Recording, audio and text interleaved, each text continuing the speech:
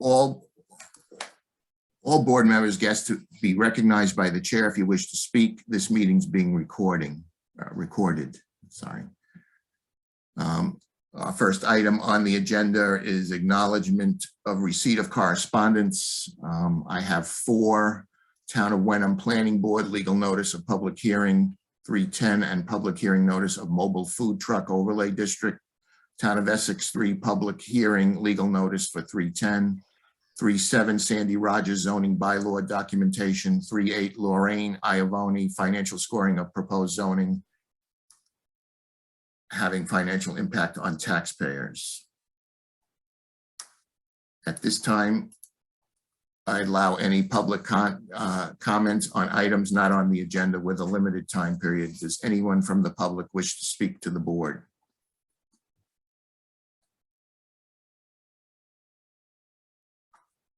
Okay, first item on the agenda is a A&R for Greenbrier Hello, Street. I have my hand raised. Oh, I'm sorry. Could you identify yourself? Sandy Rogers, 82 Old Essex Road. I have a question and comments. Last meeting, there was the beginning of a public hearing for the LCD, and that was supposed to take place this week, and you're continuing it 2 weeks from now. Is there a reason you're holding a public hearing after you will, based on today's agenda, be voting on the outcome of what should come out of a public hearing? Yeah, so reasons that it's down the road is we have an obligation to advertise for a public hearing 2 weeks in advance. Since we had a computer glitch, we held a public hearing, had 36 people, but there was a computer glitch with Zoom. So we decided to hold another one on the 28th for completeness. Right, but based on the agenda, it sounds like you will be voting on what would be discussed at that public hearing. Correct. We're voting today on language for the LCD. Then we're going to take public input. And if we need to make any changes from public input, we will do that at town meeting floor. But we are in a, we need to get a warrant language in, I guess, Sarah, can you correct me when we have to get the warrant language in by? Yeah, I think it's the end of this week. And we did check with town council that this order of things is entire, and the moderator, and this order of things is entirely appropriate and legal. We took, and in addition, we did hear significant public comment last time, and we will take additional comment on March 28th. So it's not 2 weeks from now. It's March. It is 2 weeks. Sorry, Mal. Thank you. March 28th. Okay. So we checked with town council, and that was, and this order of things was entirely appropriate. So the comment on the record is that it is obvious that this is being rushed through to make it to town meeting. The first time it was presented or discussed at a planning board meeting was the last planning board meeting. It was the first time that some of the planning board members had seen it, and I think it's inappropriate. There's no reason that's been given to the public as to why this needs to be rushed forth for town meeting other than for a particular development. So thank you. for your comments. Any other? Okay. A&R 16. I'm sorry, Becky. Sorry. I just would like to make a comment regarding public meeting process. And it's very difficult, I think, for a lot of people who haven't had to take or learn how public meeting process is done. And so I think a lot of the public doesn't necessarily understand it, and therefore it can seem very confusing. And in terms of how comment is taken and the weight of that comment can be very much dictated by how public meetings proceed. I don't know if there's any way we can have a link. I'll talk to Tiffany and see if we can have a link put onto the town website so that people can understand what the public meeting process is. And just because someone says or sends a letter doesn't mean that it has to be acknowledged, or if somebody makes a comment that has any greater weight than any other. The boards are the ones who have the weight of the decision, not that anything is discounted. Anyway, thank you. I just wanted to say that. Okay, thank you, Becky. Whoops, Becky Jakes, 22 Forster Road. Okay, thank you. Okay, at this time, we have the long-awaited A&R for 6 Greenbrier Road.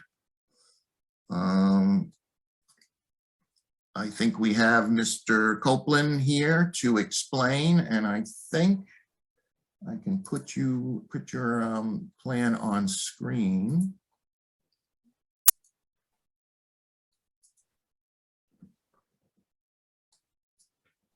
And go ahead, Mr. Copeland.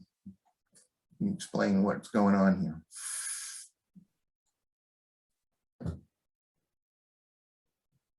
You can take yourself off mute. Can you hear me now? Yes. Okay, all right. Yeah, what this is a piece of property, parcel 1A.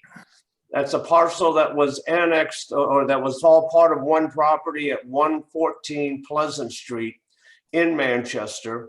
And I live at 6 Greenbrier Road.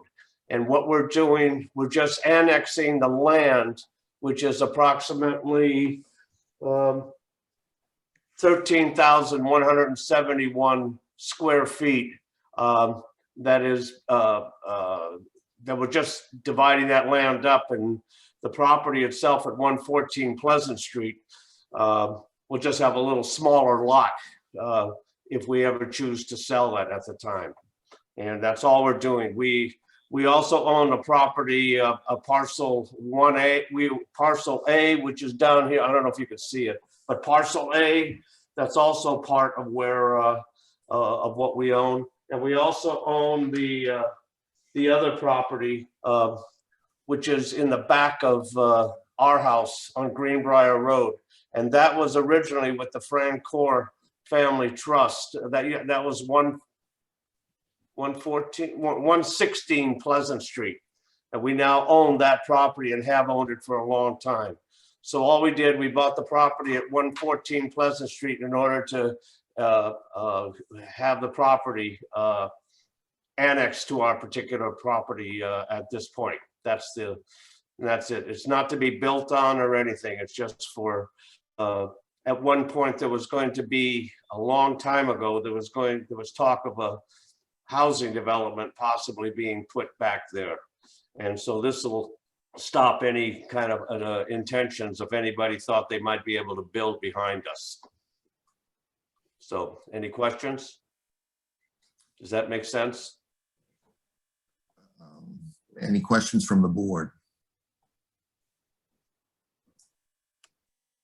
Mr. Chairman, This is I have a Could I question. just ask for some, Yeah. oh, I'm sorry. Go ahead. I was just asking for clarity. So Mhm. you're creating lot 1A. You're That's correct. adding just some land to your existing and then keeping a certain portion of it on Pleasant Street for that lot. The house in Pleasant Street could be sold separately from the lot. So if we ever choose to ever sell that property, it could be sold separately, and the land that's on it, that we're looking to get subdivide the land, that'll be on our properties. Does that answer your question? Yes, thank you very much. Thank you. All right. Chris? both of these lots will be conforming to the zoning bylaw after the A&R is approved? I believe so, sir. It was Hancock surveyors who did the work, and they didn't put up any, they didn't tell me of any restrictions that might be down the road a piece, but I don't see anything wrong. It's not ever going to be built on. Okay, thank you. Okay.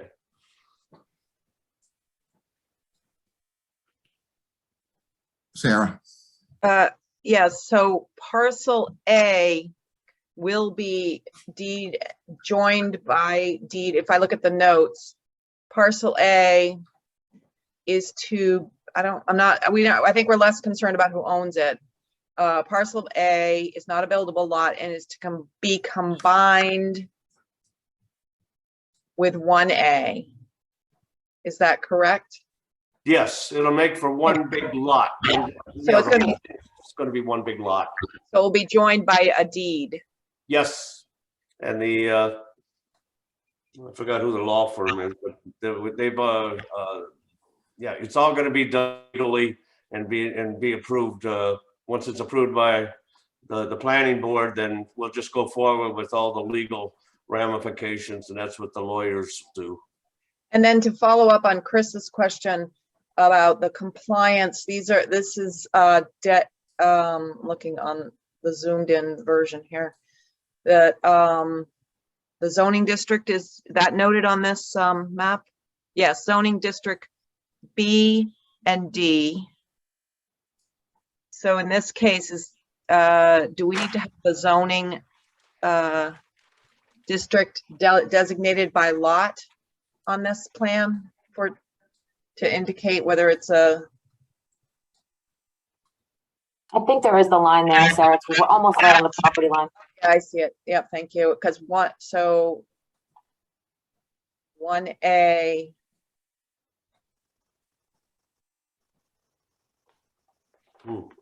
So is 1A a buildable lot? okay. No. Well, frankly, I don't know, but I can tell you one thing: that'll never be built on as long as I'm alive.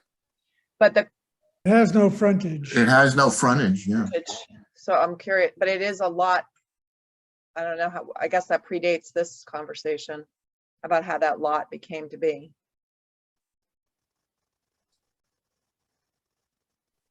Okay, all right. With parcel 1A attached to the Pleasant Street, and so you're carving it off Pleasant Street and attaching it to the lot 7 parcel B. Am I understanding that? So 1A currently belongs to lot 1C at Pleasant Street. It will No, be calved off. Oh, parcel. Let's see. What the hell is 1A? the note, sorry to interrupt. The notes are, I actually clarify this. Note Okay. 5 says parcel 1A in and by itself is not a buildable lot and is to be combined with parcel A, parcel B, and lot 7, forming one contiguous lot of 39,949 square feet. That is correct. I think that answers my question. Okay. There's also a note in the chat. Interior lot lines are to be noted to be removed. I assume that's after the transaction. Carlton Quinn wrote that, so Carlton's on this project also, I guess. Are you talking to me? Are you? No, Carlton Quinn just put a chat just to clarify that the lot lines are going to be removed. So I had thought maybe he was the consultant here as well as on another project. Well, all there are stakes in the ground at this point. Is that what you're referring to?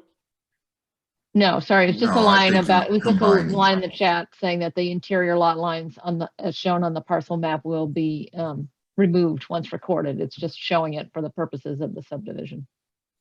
I think, Sarah, you're saying that the notes are clarifying, so I think that Yes, I think so too. that does it.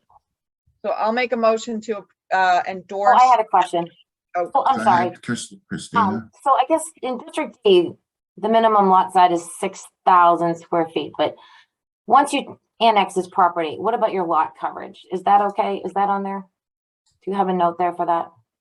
I'm sorry, what is the question? Lot coverage. The Lot minimum lot coverage. size is 6,000 square feet. But what is the lot coverage now? Well, it'd be less 13,171 feet, so it'd make it what, 28,800 feet or something of that, 28,800 feet, somewhere in that ballpark. So I'm going to increase our size of our lot by 13,171 square feet. Does that answer your question? No, I'm concerned about the Pleasant Street property. The which property? The Pleasant Street property. You're taking a property away from the Pleasant Street. Right? So we have a maximum lot coverage of 40%. So I'm wondering what it does when you annex parcel 1A to the lot coverage. I'm not sure what the question is because it's pretty self-defined right there in the drawings from Hancock surveyors as to what's happening. We're just subdividing the land from 114 Pleasant Street. There's no, I'm not sure what the question is. So can I try, this is Mary, can I try to clarify? So we take the size of the lot and all the buildings and impervious surfaces make up what you're allowed for covered lot coverage for that 40%. So if you're taking away that back land, are your buildings and driveway, does it still only make up 40% of that Pleasant Street land for lot coverage? Well, I'm just not seeing a note on this document that what the impervious is. Well, lot C is 7,000 square feet, and lot 1A is 13,000. So that is less, just the lot. They're going to be joined. So the lot 1C is less than 40%, even if it was 100% covered by the building. It's less than the total of the new lot, the new combined lot. So I think we're fine there. That's not the lot I'm concerned about, though. I'm concerned about the one you're taking away from. Which is lot 7 and parcel B. No, it's the No. Pleasant spot. The Pleasant Street property. That's what I'm talking about. Parcel 1A was No, taken. parcel B away. is Greenbrier. Lot 1C. But lot 1C is to be joined. No. Lot 1C is going to be by itself. It's taking the land behind it away. well, lot 1C is the actual house itself that sits there right now Correct. with the wood frame garage. Does that answer your question? I think there's no change to lot 1C. Is that correct? Yeah, I'm not changing that. Whatever Hancock surveyors had drawn that I approved, that's all we're talking about. So what happens, what my understanding is the lot off of Pleasant Street that was purchased at one time included lot 1C and 1A. Is that correct? No, well, let me just say this. Could you get a 1C? 1C, where the hell is 1C? 1C is the, 7,300. trying to find out where 1C is. Do you see it? I actually don't see it. 1C is the Yeah, actual was lot. 1A. It's the Okay, actual 1C. lot. Yeah, that, Property, Pleasant Street properties on. yeah, that was all one lot at one time. That's all we're talking about. And then where you see the boundary line, I can't show you, but with a, just beyond the garage, where you see wood frame garage and a 4-foot vinyl fence, that's going to be the boundary line. That's not my question. You're taking away land and now you're reducing the amount of pervious property around the house and the garage.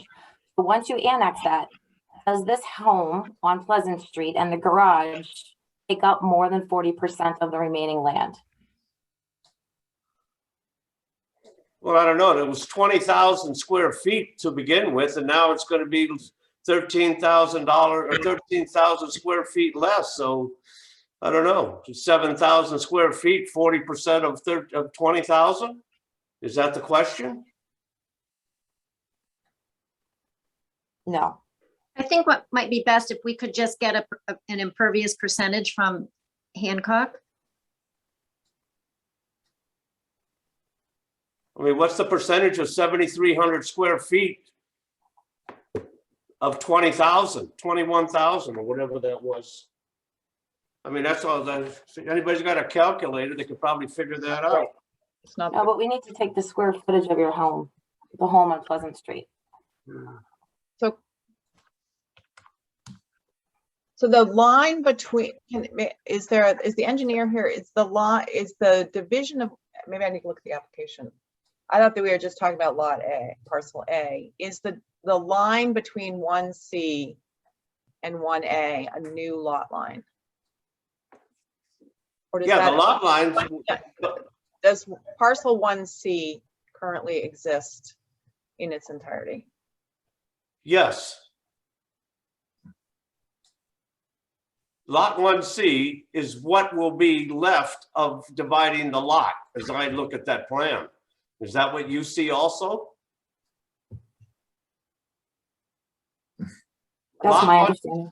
Lot 1C is that whole lot at 114 Pleasant Street. And then if you go beyond that to just, I think it's like 5.7 feet beyond the garage, that line there, the dark black line there, that's going to be the dividing line between what the house is and where the land that we're talking about wanting to annex to our particular house. So in my opinion, I don't think we can tell what the lot coverage is in this. The driveway isn't spelled out. I think what Mary suggested is to have the engineer calculate that, and that would be my suggestion. May I make a comment? Go ahead. If lot 1C and parcel 1A were combined before, that would be an unusually large lot for Residence District D. It's quite uncommon for a house to be on a lot that is, 2 to 3 times the size of the house in Residence District D. So we can certainly ask for that clarification, but just from looking at it in the context of other density of development in that neighborhood, I don't see how it's going to be non-compliant in terms of coverage by reassigning parcel 1A. Parcel 1C is consistent with other houses and driveways in residential D in terms of the overall massing. I guess whether it's consistent or not is not what we're being asked to do. Well, I'm just saying we can ask for that clarification, but I don't think we're going to see anything that's out of the norm. So why don't we ask for that clarification?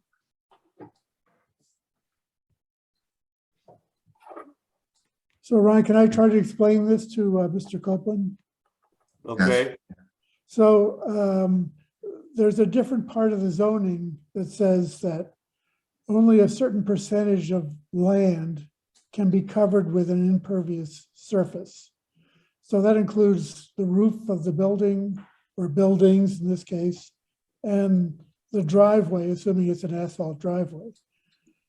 So the question is whether the amount of impervious surface on this new lot that you'll be creating is going to be less than more than what's required by the current zoning law. More than what's allowed by the current zoning law. Exactly, yes. So I think it probably does, but what we'd like to see is the engineers to calculate the amount of impervious surface and then come back and say, this impervious surface is some percentage of the size of the lot. And once we know that, we can approve this. Okay, so I'm going to ask Hancock surveyors to find out what percentage is lot 1C to the overall lot. Is that the idea? No, what Impervious. percentage of impervious surface that is roof and driveway? What What percentage percentage is that of lot 1C? is impervious? Chris, could Impervious, we, impervious what, sir? Impervious Surface. means the water can't go through it. So the water is going to drain off those impervious surfaces. into Okay, the impervious buffer. surfaces. may I make a suggestion in terms of the response? Many plans have just a very simple zoning table that shows the zoning by district and the requirements for frontage and impervious cover and so forth. Could that just be added to this plan? Yeah, that's a good Shows idea. the regulatory requirements as they are stated and as they're met by the plan. I think your surveyor will understand that. It's just a regulatory table that says Well, I'll the tell you zoning what. district that it's in, the requirement, the spatial requirements and how it meets it. Oh, yeah, I did this a little bit over my pay grade, but. Can you have your engineer come to the meeting next? No, what I'll do, I'll get a hold of Hancock surveyors and I'll talk to the people there and, and tell them what the story is, and they can get on Zoom maybe the next time we do this, if you wish. Okay, well, let's shoot for next meeting, That'll be 2 weeks. 2 weeks. 2 weeks. All right. I believe we have to ask the applicant for a continuance because of the, So would you ask the town clerk for a continuance, David? To the 28th? Ron, I have one further comment. I believe this is in the water resource overlay district. So, I mean, that's my main concern with the numbers. And Mr. Copeland, I think the easiest way, if it does not comply, is just to take a little bit from the back end off. I know that might not be ideal, but this isn't a overlay district for water resources. So that's my concern. Okay, well, like I said, I'll get a hold of Hancock and have them, if they talk to Sharon, would Sharon understand it? Yeah, so they could call Sue Brown, the town planner also. I'm sorry, what? They could call on Sue Brown, the town planner. What's the gentleman's name? Brian? Sue Sue Brown, the town planner. Okay, I don't know who she is. No, Jean she's Brown. on, she's right on here. She's on Zoom here. All right. Okay. Well, Sharon would know anyway, as far as who the hell to talk to. All right, let me get a hold of Hancock and I'll have the gentleman get a hold of the gentleman, Jean Brown, and we'll see where we go from there. And we'll see you in 2 weeks. okay, I have Thank one other, I'm looking at the assessor's map and this is shown as one property. So. Right, No, that's exactly so right. the property, the card number is 41022. So if lot 1A is actually being divided,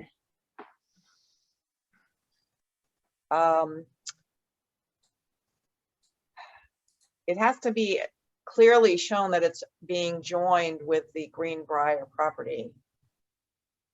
Because Isn't that what lawyers do? it's That's what the lawyers do. They'll make it all legal. so maybe you can you make sure with Hancock that they, I'm not sure that the plan is clear that this is a, that lot on, that lot is actually, I did not realize that 1A was a new lot line there. Happy to work with Hancock and get a proper narrative and clarity and the table on the plan.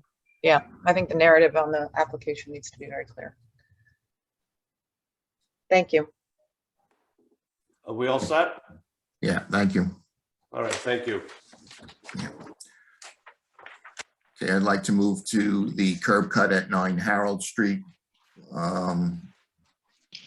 And I'll have Remco Brucker speak on this, but let me see if I can. Hi, Ron. Remco Brucker Hi. here. Can you hear me? Yes, Great. Thank you. My name is Remco Bruker. I have a design firm, Bruker Design, and I'm working with the Chafe family, who are also on this Zoom. And Ron has put on the screen the proposed site plan. This comes forth out of an addition that the Chafes would like to do to their existing house. You'll see that it states new 2-story addition. The existing house is to the right of that. That addition is going to be a 2-car garage, and their current curb cut is on the bottom of the plan. If you've driven by the house, you'll that it is almost exactly in that same location. That's correct with the pointer. So that's the current access that the site has. Now, the issue with that is that because of the lot restriction, and it's a fairly narrow lot, it's difficult to make that work, both accessing the garage itself, but also it would require them to back up out into the street that they have to currently do. So instead of that, for safety purposes, and also for to make the curb cut to make a single one not quite as wide, we'd like to put in 2 curb cuts and have a smaller one, or about the same size, roughly 16 feet on the top part of the site. And that would allow cars to come in on either curb cut and then pull into the garage. And we also have configured a 3-point turnaround parking area also at the top of that plan. And this essentially allows for cars to pull out nose first rather than back out into that street.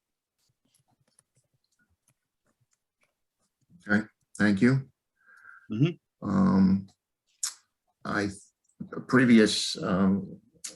I had the DPW go out and look at it. Is anyone from the DPW on? Let's see.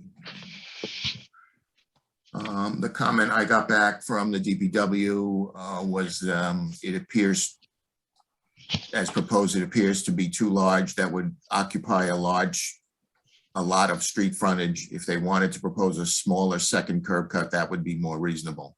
That was the comment we received from the DPW. I did ask the DPW to really opine on safety and drainage, but I did not hear back. So be that as it may, I'd like to hear some comments from the board. Ron, I have a comment. What we normally do is schedule a site visit to look at it. Remco, do you know where the drainage, how that's being sloped, and you know where the runoff's going? Is asphalt? It is. On the plans, there are a number of arrows that I've put on there. The current road sits higher than the proposed asphalt driveway. If you were to go to the site, the new driveway will be approximately the same height there. So we are not changing really any way that drainage is being dealt with from the street, other than we're allowing it to go also along that second curb cut. And I have some arrows there that denote how that surface drainage would flow. It would flow. I don't see any arrows, Remco. Yeah, no, you're right there, right with they're longer. There you go. They're diagonal lines. That's correct. That's where the drainage is flowing towards the street. Is that kind of what you're indicating? Nope. It is flowing from the street. There's a small arrow that you'll see in the center of each of that curb cut. So if you go up to the curb cut itself with your pointer, there is actually right there. Oh, that's an arrow? Oh, I see. Yeah, sorry. The arrow piece may be a little small. But so we're assuming that we will have drainage. Actually, the water will flow from the street onto those two curb cuts. And then I have a number of errors there showing that we will raise the top of the driveway such that it will push the water to the left and right, so to speak, or to the top and the bottom. And that's for the top curb cut. The lower curb cut, we're essentially maintaining the direction of the flow that's currently there. So you'll see those two diagonal lines indicate that the water flows across, and then it would end up in the yard area in front of the house, or in that new gravel parking area that is really meant for guests and infrequent parking. Okay, So- go ahead. That's essentially how the water flows now. We're simply directing it a little bit more with the asphalt driveway. Any question from board members? Yeah, I have a question. Chris? Thank you, Ron. Has the owner considered the possibility of abandoning the original curb cut and just having one in front of the garage? You're going to be adding a lot of asphalt and impervious surface to the property. And Yes, there is a, you know, from a design point of view and from a view of the house itself, unfortunately, because of the narrow aspect of the lot, the front door faces that existing curb cut. And so that's the only way that an oncomer would actually identify where the front of the house is. And that's why we'd like to maintain that particular curb cut. Now, with regards to what the DPW is saying, we could make them smaller. They could become 12 feet wide without, I think, any real issue. I'd like to discuss that with the owner some more, but it's possible to do 12 feet for both curb cuts. Okay, thank you. Any other comments from the board? This is Sarah. Sarah? I'm just looking at this on Google Earth. Are there gonna be trees removed? Is one question, and the other is there a sidewalk on that street? It's pretty flat, I think, right? Yeah, there is currently one tree. It's not in great shape, but the way that this asphalt driveway has been laid out, it can still remain in place. But there are no other trees there. And your second question was, no, there is not a sidewalk on the street. Ms. Tenney? I have concerns with two curb cuts here. I think it's unnecessary. If it's an architectural consideration of indicating the front door, I think Remco's a talented architect and he can respond with an architectural or a site design solution. Whether 16 is certainly too wide, 12 is still feels like wide if you're going to have two of them. I just think it's unnecessary. And in terms of whether or not there are sidewalks there are kids riding bikes through the neighborhoods. It's just that much more opportunity to provide a conflict between pedestrians and vehicles, and to kind of diminish the experience for pedestrians on the street, and to increase impervious. So I'm not in favor of this plan currently. Well, I'm sorry to hear that. I do personally think that this is, given the proximity of the house and the addition and the setbacks, this is really, I believe, one of the only ways to create a better way to access the site and to flow from one side to the other. And I think it's the safer one.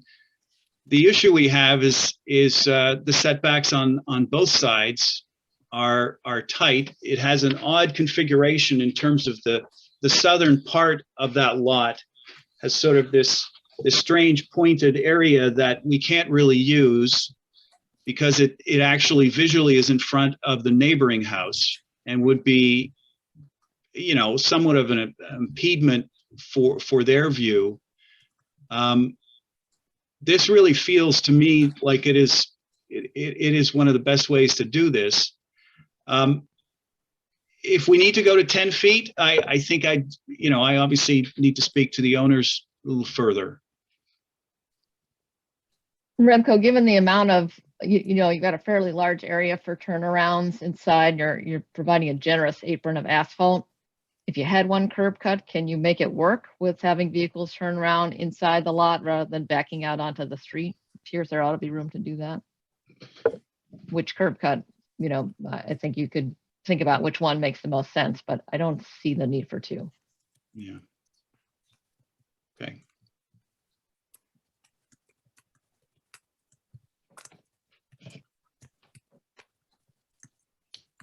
I think this is a case where, sorry, Ron, sorry. Go ahead.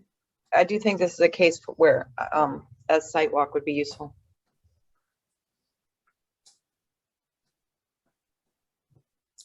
Remco, would you be available for the board to visit the site? And Yes, of course. Yep. No problem. okay, I'd be willing to work offline with Remco and the board by email to set a time. okay. Sounds Is that- good. Is that acceptable to the board? Yes, Yes. Yeah, Makes good sense. first step. Okay, so we'll hear back from Sarah and Remco on this, and hopefully we'll get a plan that everyone can accept. Okay. All right. Thank you. Thank you. Okay, we're a little late for the public hearing. First things first, I'd like to close the hearing on the LCD changes from last month on February 28th because of an issue with Zoom, the Zoom link. So I'd like to close that one, and then we will open a new one on the 28th. So a motion to close the public hearing on the LCD of the on February 28th. Do I hear a second? Ron, I think you might have to open it first. Ah, You do. sorry. That's okay. A motion to open the public hearing on the LCD changes, the continuation of the public hearing on from February 28th. So moved. Roll call vote. Ms. Clayton, Yes. Ms. Delicio, Yes. Ms. Foley, Yes. Mr. Olney, Yes. Ms. Tenney. yes. Okay, and the chair votes yes. Now I'd like to take a motion to close the public hearing of February 28th, and we will reopen a new public hearing on the 28th of March. Motion to close the public hearing. So moved. Roll call vote. Ms. Clayton, Yes. Ms. Delicio, Yes. Ms. Foley, Yes. Mr. Olney, Yes. and Ms. Tenney. Yes. Thank you. Okay, before I open the public hearing on the Cornerstone Church, this is kind of what I'd like to see happen today. And hopefully we can get this done. We'll open the public hearing. We'll hear testimony from the traffic consultant. I'll remind you all, we've received comments from the police, fire, DPW. I will then take board comments, I'll then take public comments. And if we are ready, I'd like to draft a decision tonight, if possible, including conditions that we set forth. And then I will continue the public hearing to whenever. I probably not March 28th because we have another hearing that day. And then I would like to have a volunteer write a draft decision based on the conditions and whatever we set tonight, if we can get through it. And then we'll open the continued public hearing at our next meeting, and we'll make any comments on the written decision, close the hearing, and then make a roll call vote on the decision. So that's kind of the layout I'd like to go with. So hopefully we can achieve that today. I think we're close, but it's time for us to weigh in on this. So With all that said, I'd like to take a motion to open the public hearing on 189 to the continued public hearing on 189, 193 School Street. Zoning bylaws, section 6.9, site plan approval for greater than 10 parking spaces, Cornerstone Church, continued from February 14th. So moved. I'll second. Okay. Roll call vote. Ms. Clayton, Yes. Ms. Delicio, Yes. Ms. Foley, Yes. Mr. Olney, Yes, and Ms. Tenney. Yes. Okay, we have received comments from the Fire Chief Cleary, Todd Fitzgerald, Police Chief, and DPW, who concurred with Mr. Herbert's initial review and responses. And I will call at this time the applicant to make any opening comments. Mr. Alden Drake.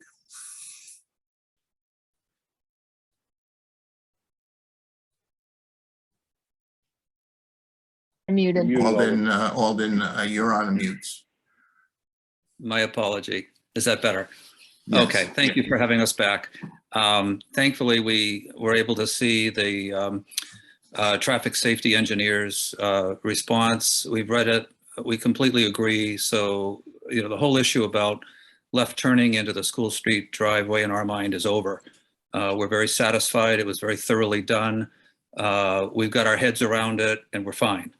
The only presentation that we really have tonight is the follow-up from last month's meeting, where Carlton has 3 quick slides to show you. The first one will be the shade shelter, regrading and naturalizing some landscaping. And then the second and third will be the showing the fire truck access to both driveways. So with that, I'll turn it over to Carlton. Okay. Good evening, board members. My name is Clayton Quinn with Allen Maid Associates. I'm civil engineer representing Cornerstone Church. If I may, I'd like to share my screen. Can you see this plan? Yes, sir.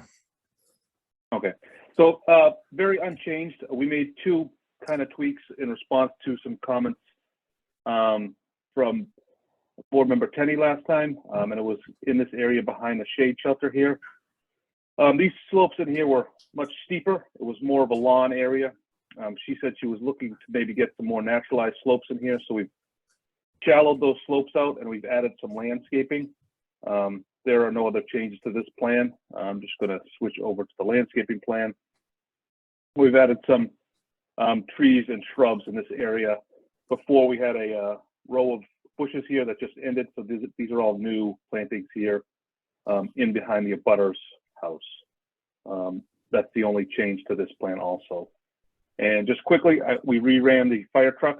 This is the largest fire truck that we could find to run through the site, and would be bigger than anything else in the area that would be coming to this site.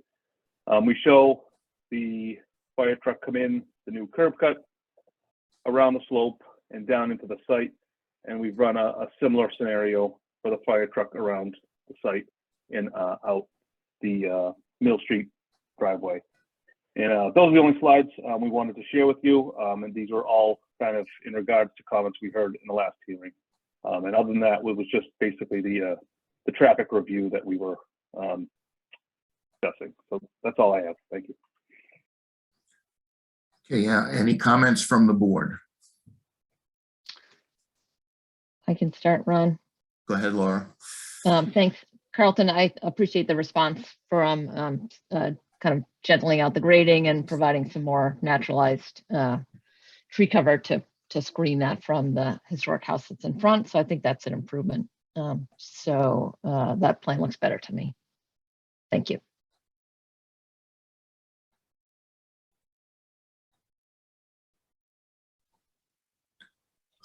If no other comments from the board, any comments, Chief Cleary? I see you're here.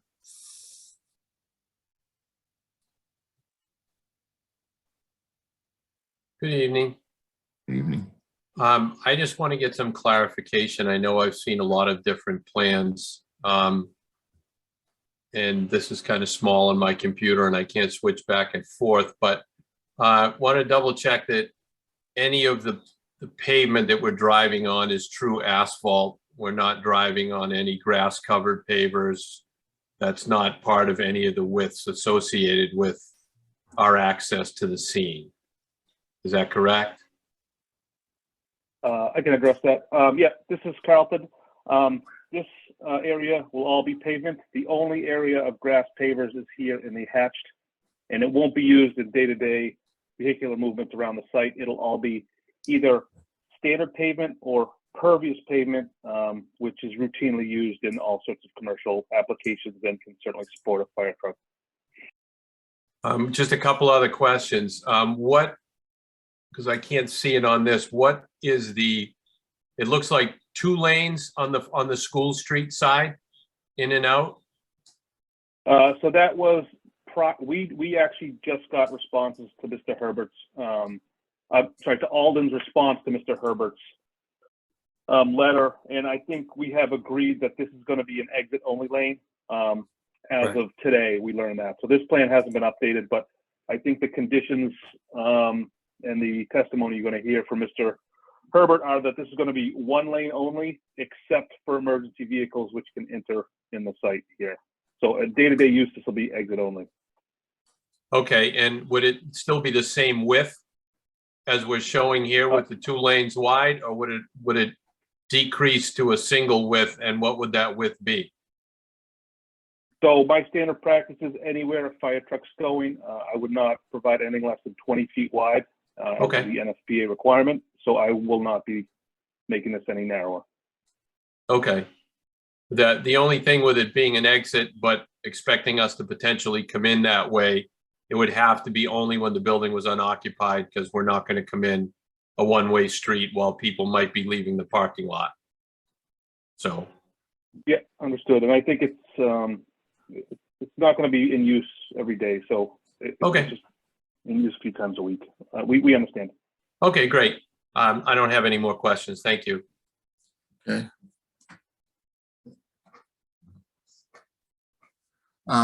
Chief Fitzgerald, any comments?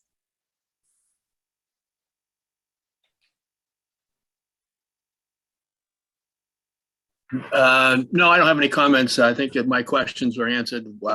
The School Street driveway is now going to be only an exit only. So that was one of my main concerns. So I think I'm all set. Thank you, Chief. DPW, Nate, any comments? No, nothing further. It looks like they've addressed them all. Okay. Ron, Christina has her hand up. Christina, go ahead. Sorry. One clarification while the chief is still here. So if you were entering with your largest truck from the School Street and needed to access the back, is that enough turning radius if there was cars in the lot right there, those first 2 spots? Does my question make sense? It appears that there is. Like I say, we would likely not be coming in School Street on a regular basis. Okay. And the ladder truck would probably not be the first truck we would be responding in. Okay.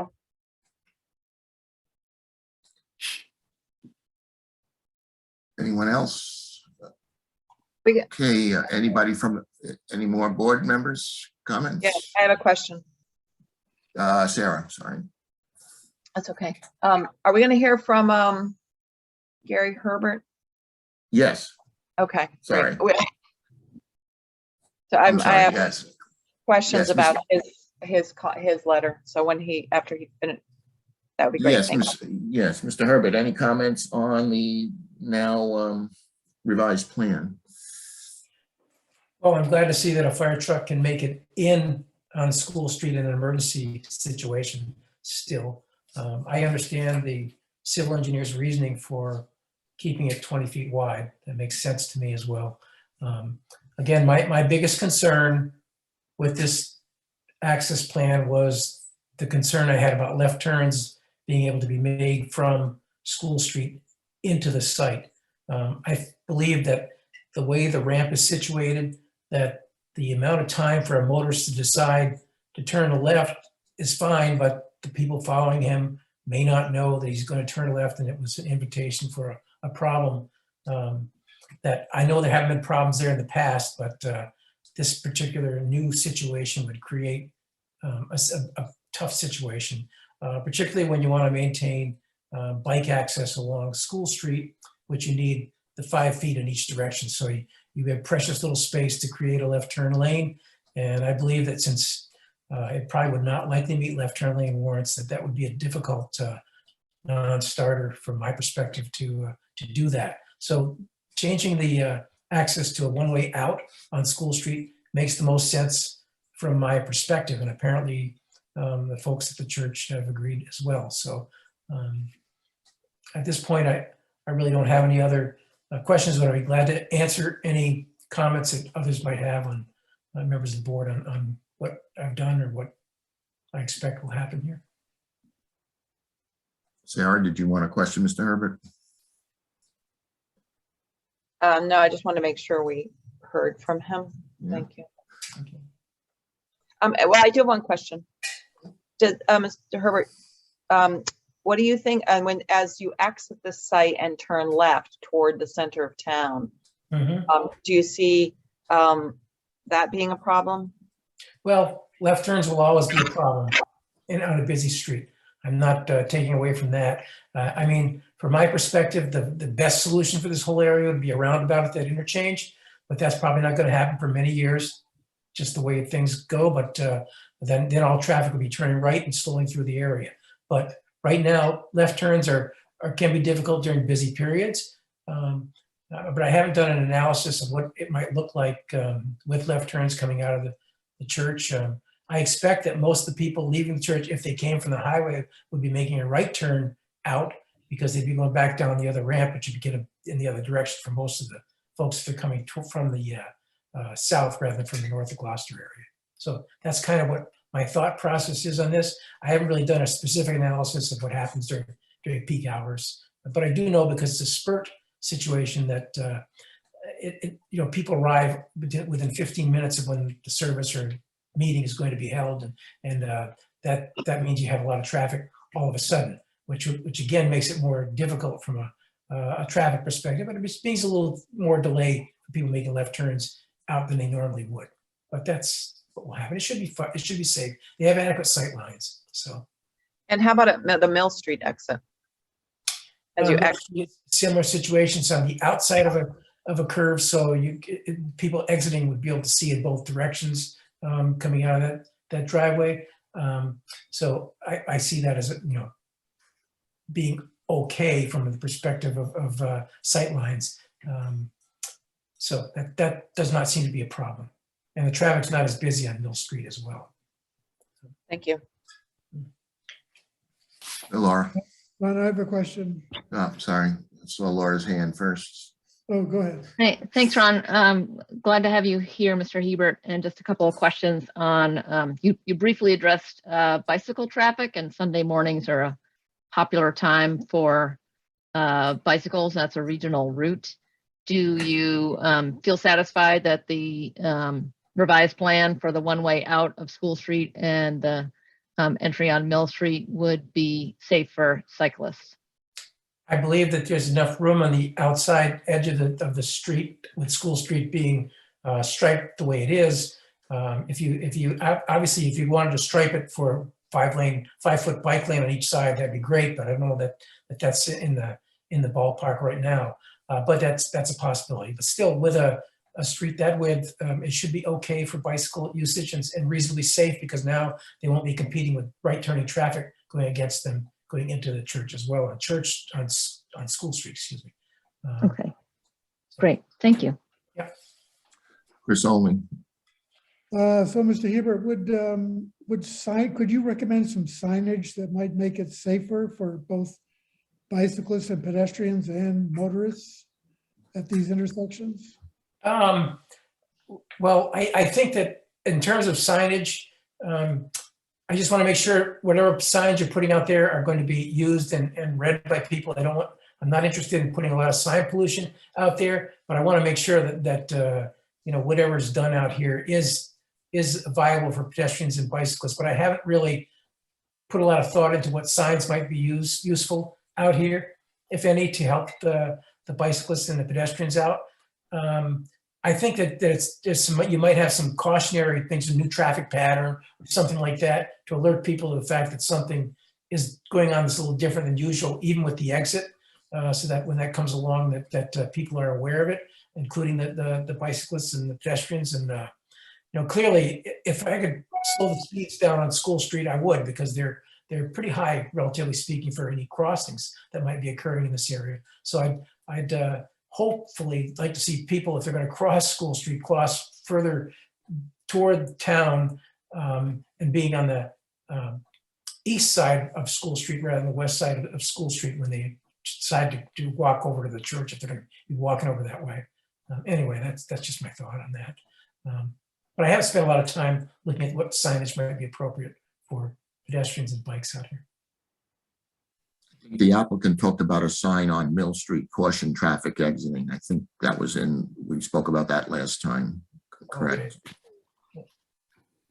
Something like that.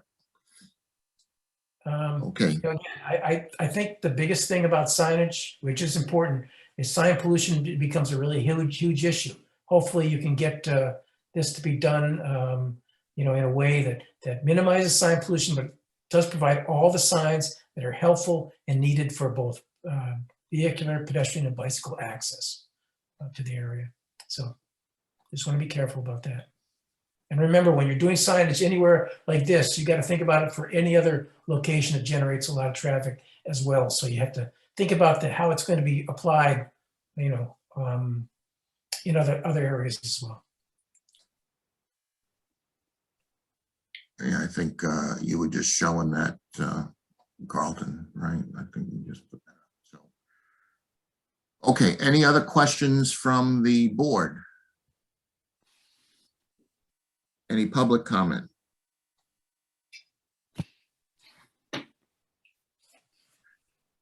Okay, what I'd like to do is poll the board. Do you think we're ready to move forward with this as presented tonight?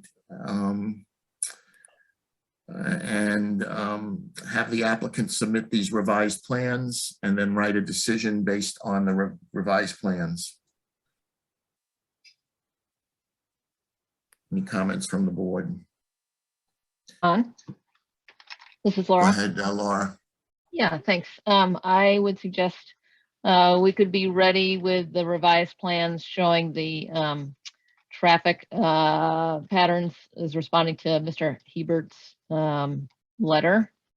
It would also helpful to see a signage plan. I wholeheartedly agree with the concern about not adding sign pollution, adding meaningful signage for safety, but not over signing, which can also lead to further sightline issues as well as just negative impacts on the scenery. And then the applicant did say before they were going to be providing a site lighting study, and that might be a further, you know, at a further point of development. So if we don't see it now, I think we'd want to add some conditions about safe lighting along the public rights of way for pedestrians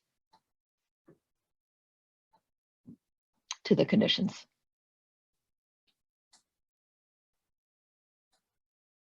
Is that feeling of the rest of the board? Yeah, I agree with that. I think Laura's right on. Okay. So what I think I'd like to do is, if the board's in agreement, is have a volunteer write a draft decision with conditions. And we'll try to get a draft out to the applicant. And I will continue the meeting, the public hearing, to the April 11th meeting. Could I That's ask one okay. clarification question? Yes, on what I heard. Carlton. Is the signage plan going to be a condition? Just because I think I probably need some direction on what we want for signage, if it needs to be done by the next meeting. I prefer it to be a condition and we can work it out later, but whatever the board's pleasure is. Yeah, I think it can be a condition. Yeah, I agree. And I don't know if we'll have access to Mr. Hebert again, but he's clearly got some expertise on signage here. So if we do work this out later, we might want to avail ourselves of Mr. Hebert to help us review it. Not I a don't know if problem. that's possible or not. Sorry, beg your pardon? I'll be glad to take a look at the signage. Not a problem. Great, thank you. Ron- That seems acceptable. Go ahead, Sarah. Just a point, since this is a public hearing, I believe, we need to make sure we ask for public comment. I thought I did. You did. did. Okay, sorry. Thank you. And I see a hand raised. Yes, Sandy. Hi, this is just a question. Sandy Rogers, 82 Old Essex Road. So just a question on the procedures between planning and zoning and everything. With the ability to turn left out onto School Street, if in the future there deems that like it's an issue, does the town have any methods to then say, well, that is going to have to be a right turn only out, or whatever is deemed appropriate? Or once it is approved, then you can't change that? I don't know. I don't know the answer to that. If I may, I think it wouldn't be a condition. I mean, the time to condition something with the permit is now, but I also think there's a reasonableness provision of if there's a safety issue that we can. I think we're a small enough town that we can hopefully move forward with that kind of conversation in the future with especially with an organization has shown, at least I'm confident they've shown that they're willing to work with us. So I think we're limited on what we can require right now. We can't future something, but I think we can assume that in the future reasonableness could prevail. Okay, and that's done during the planning board process, not any type of zoning review, correct? In the future, I would think it'd become a police, if there's a lot of accidents there, maybe it would be a police issue that they would offer some kind of safety on DPW. I think it'd be out of our hands once we provide the permit. Okay, thank you. Okay, could Alden, Quentin, can you get us the revised plans? And I think what I'd like to do is have a volunteer to write a draft decision. If I don't get a volunteer, I will do it, but does anyone wish to write a draft decision? Is that you raising your hand? That's me. Is that you I'm raising your hand? Yes. Are you volunteering, Laura? I am volunteering, yes. Great. We'll get you some kind of template and you can, that would be great. Thank you. Great, and I can work with Sue in terms of format and precedent and so Correct. forth. Okay, thanks. Thanks, Sue. Okay, any other, I'd like to move to continue the public hearing to April 11th, at which time we'll have a decision to vote on. So moved. Roll call. Ms. Clayton, Yes. Ms. Delicio, Yes. Ms. Foley, Yes. Mr. Olney, Yes. and Ms. Tenney.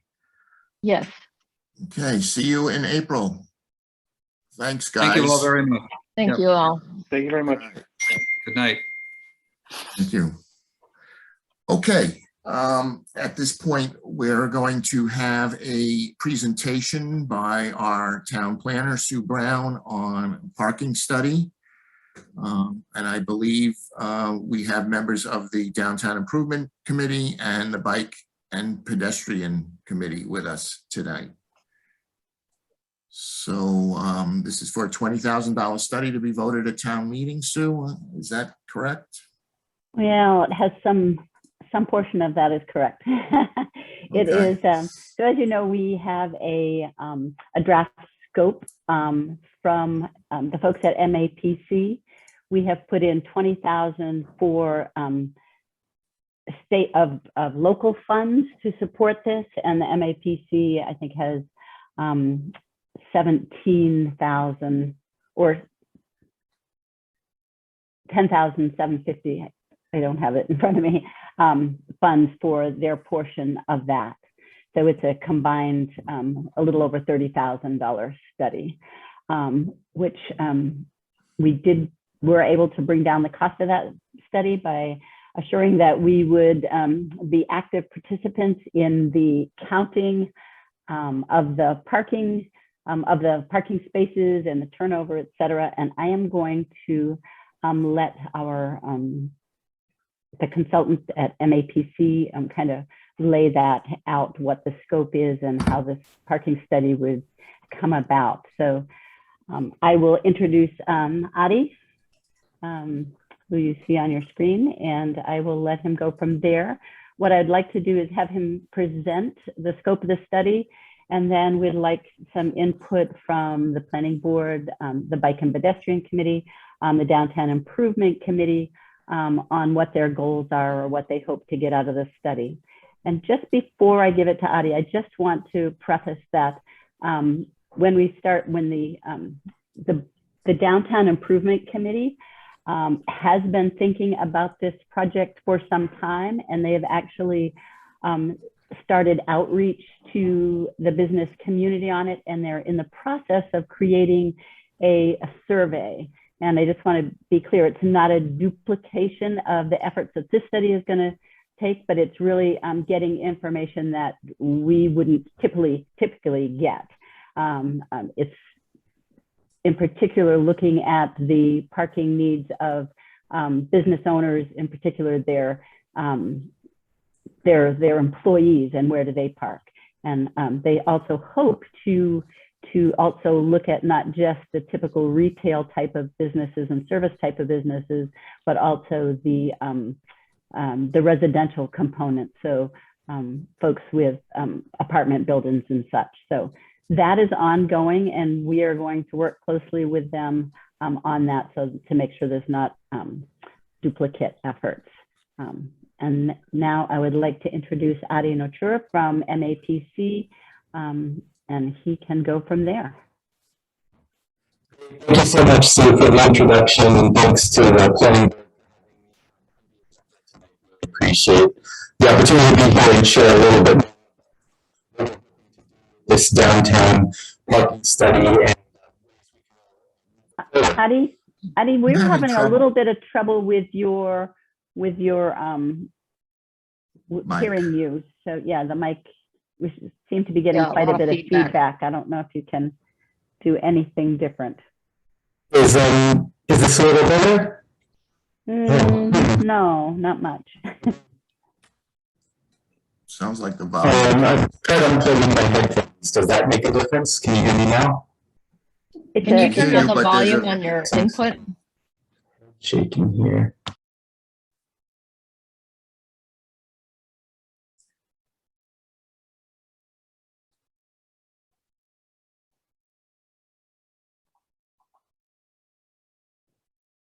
It's on mute. Okay. Let's try that again. Any improvement? Much better, much better. Okay. Thank you. Oh, I think I might not have had it fully plugged in, so apologies for that. Well, yeah, just thanks again to all of you for having me and bearing with those momentary technical difficulties. I'd like to share my screen if that's possible. I do have a very short slide presentation, but I'm hopeful we can get through that pretty quickly. I know you all have had a packed agenda tonight, and then we can have some conversation about how to move this forward. So if I might share my screen, let me just try that. I don't see the screen sharing option right now. Should be Oh, there we go. Just give me a moment.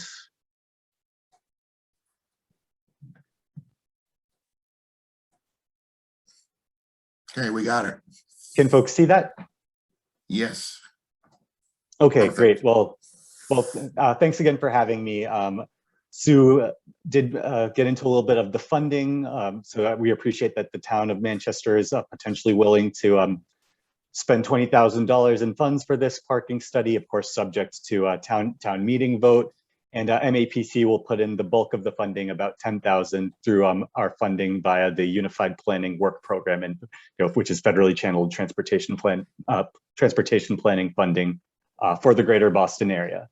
And we can talk more about that as we go on. But again, Adi Nochur with the Metropolitan Area Planning Council. I'm a senior transportation planner with the team.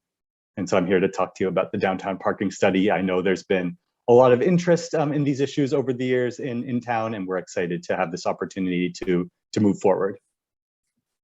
So just some brief background on MAPC for those who might not be familiar. We are the regional planning agency for 101 cities and towns in the greater Boston area, from Cape Ann down to the South Shore and a number of the western suburbs as well. Manchester by the Sea is part of our North Shore Task Force subregion. And as a regional planning agency, we're charged with all of the elements that comprise more sustainable and equitable communities, whether it's transportation, housing, economic development, land use, clean energy. We work on all of these different aspects of town planning and supporting cities and towns in the greater Boston region to advance those planning goals. We have a strong focus on smart growth and regional collaboration. Climate change and racial equity are increasingly becoming components of our work. And I know that MAPC has worked with the town of Manchester in the past on issues of housing and land use and economic development. I know parking has come up in those discussions as well. A real interest in looking at downtown parking and circulation, though that was before my time at the agency. I've just joined in November, but I've been excited to get up to speed on all of the different issues in town and look forward to learning more and engaging with all of you as this process moves forward. So a little bit on the downtown parking study goals. All of you on the board have already received the scope of work. So this is consistent with the scope of work that hopefully you've already had a chance to review. The parking study will provide information on existing parking capacity, occupancy, and duration in downtown Manchester by the Sea. We're interested to learn more about how many of the parking spaces are occupied at different times of the day, and also how long are those spaces being occupied for? Are people just parking for 30 minutes at a time, or are they parking longer term? So really to get a better understanding of the existing usage patterns in the downtown. Based upon that, we hope to provide policy and land use recommendations on how you all can more effectively manage the existing parking supply. And in turn, we hope that will inform how you all might implement new zoning to comply with the MBTA community's multifamily zoning requirement. We know that a lot of cities and towns are trying to figure out how to address these issues, and we hope that we can contribute to that conversation as well with this study effort. The downtown study area, you can see marked in red on this map a number of streets that we would like to take a look at. Sue has really outlined some of the areas of key consideration here, looking at Route 127 between Pine Street and Norwood Street, also looking at some of the side streets along Church Street, along Summer Street going up to Route 127, and then on Beach Street going down to Tappan Street and the Masconomo Park area. Really looking at this as the core downtown study area where we want to dig in on some of the issues that I just discussed, and looking at some of the parking lots in the vicinity as well, the surface lots. We want to understand those as part of this study as well. So this is to give you a sense of the geography that's under consideration here. And then in terms of the study timeline and next steps, again, appreciate the opportunity to present to you all tonight to bring you up to speed here. Later on this month, I hope to come out to downtown Manchester by the Sea to conduct a site visit so I can better understand the existing conditions, where the spaces are located. So what's the existing location of the spaces, what the current capacity is, what your current parking restrictions are, whether you might charge for some of those spaces, and a number of other considerations as well. So really to get that those background conditions, that will enable MAPC to work effectively with all of you to execute this study. Then sometime in April, We'll host a training with town staff and volunteers on how to conduct a parking study. Really appreciate Sue's willingness to contribute town capacity and volunteer capacity to execute the data collection that will really make this study for a successful effort. So sometime in April, we hope to do that training on how to conduct the parking study. And then from May to August is really when we'll dig in on the data collection. We hope to do 2 data collection efforts. One will be a full day on a spring weekday, so we can get a sense of how people are using the business district between 8 a.m. and 8 p.m. To understand weekday usage. And then of course, we know in the summer, there's a lot of beach activity and a lot of visitors coming into town to use your beautiful beaches. So we want to understand how the downtown does or doesn't absorb that parking demand. So we want to also do data collection on a summer weekend and look at maybe some of the peak beach usage hours between 8 a.m. and 12 p.m. So the spring and summer is really when we'll be able to dig in on the data collection, working in partnership with many of you. And again, I appreciate that the Bike Ped Committee and the Downtown Improvement Committee are interested in examining these issues. And also to hear that the Downtown Improvement Committee is already doing a survey on parking. We've incorporated interviews with local businesses into a number of past parking studies that we've done, and look forward to coordinating on this effort as well. And I should also add that the scope that all of you have received is pretty consistent with past municipal parking studies that MAPC has done. And we can certainly share examples of past studies if that would be of interest to all of you. So once the data collection wraps up over the summer, we really want to then spend the month of September to analyze and evaluate the parking data. We'll produce a number of maps as part of that. And then by October is when we want to produce the final report, which will include that data analysis. It will include that mapping component, and we'll share it back with all of you as a planning board, as well as other interested stakeholders in the community. And again, really hope that this final study, once produced, is something that can help advance your planning efforts in town and the kinds of development that you all want to see moving forward. So I will stop there and turn it back over to Sue. And I'm excited to hear any questions you all might have, and any conversation that we can have that can move this effort forward. So thank you again for your time, and I'll turn it back over to Sue. Thanks, Adi. I also just want to mention that in addition to the Bike and Ped and the Downtown Improvement Committee, I've also invited Chief Fitzgerald and DPW and Cheryl with the Parks and Recreation Committee. We understand that a lot of work has gone into parking already up to this date and in the past, and these people will be able to bring a lot to that conversation because they've studied it before. But I hope this brings a new level of information to us. So I just want to open it up to questions from the board as a first step. Okay, any questions from the planning board? Sarah. Go ahead. Sarah. Hi, thank you, Sue and Adi. I think this is going to be helpful, and we voted for this ahead of time. But I'm confused about the timing. A couple of timing things. First, if we're committing $20,000 and it's on the town meeting agenda for April and for the next fiscal year, how does that work, given that we're starting the study in March?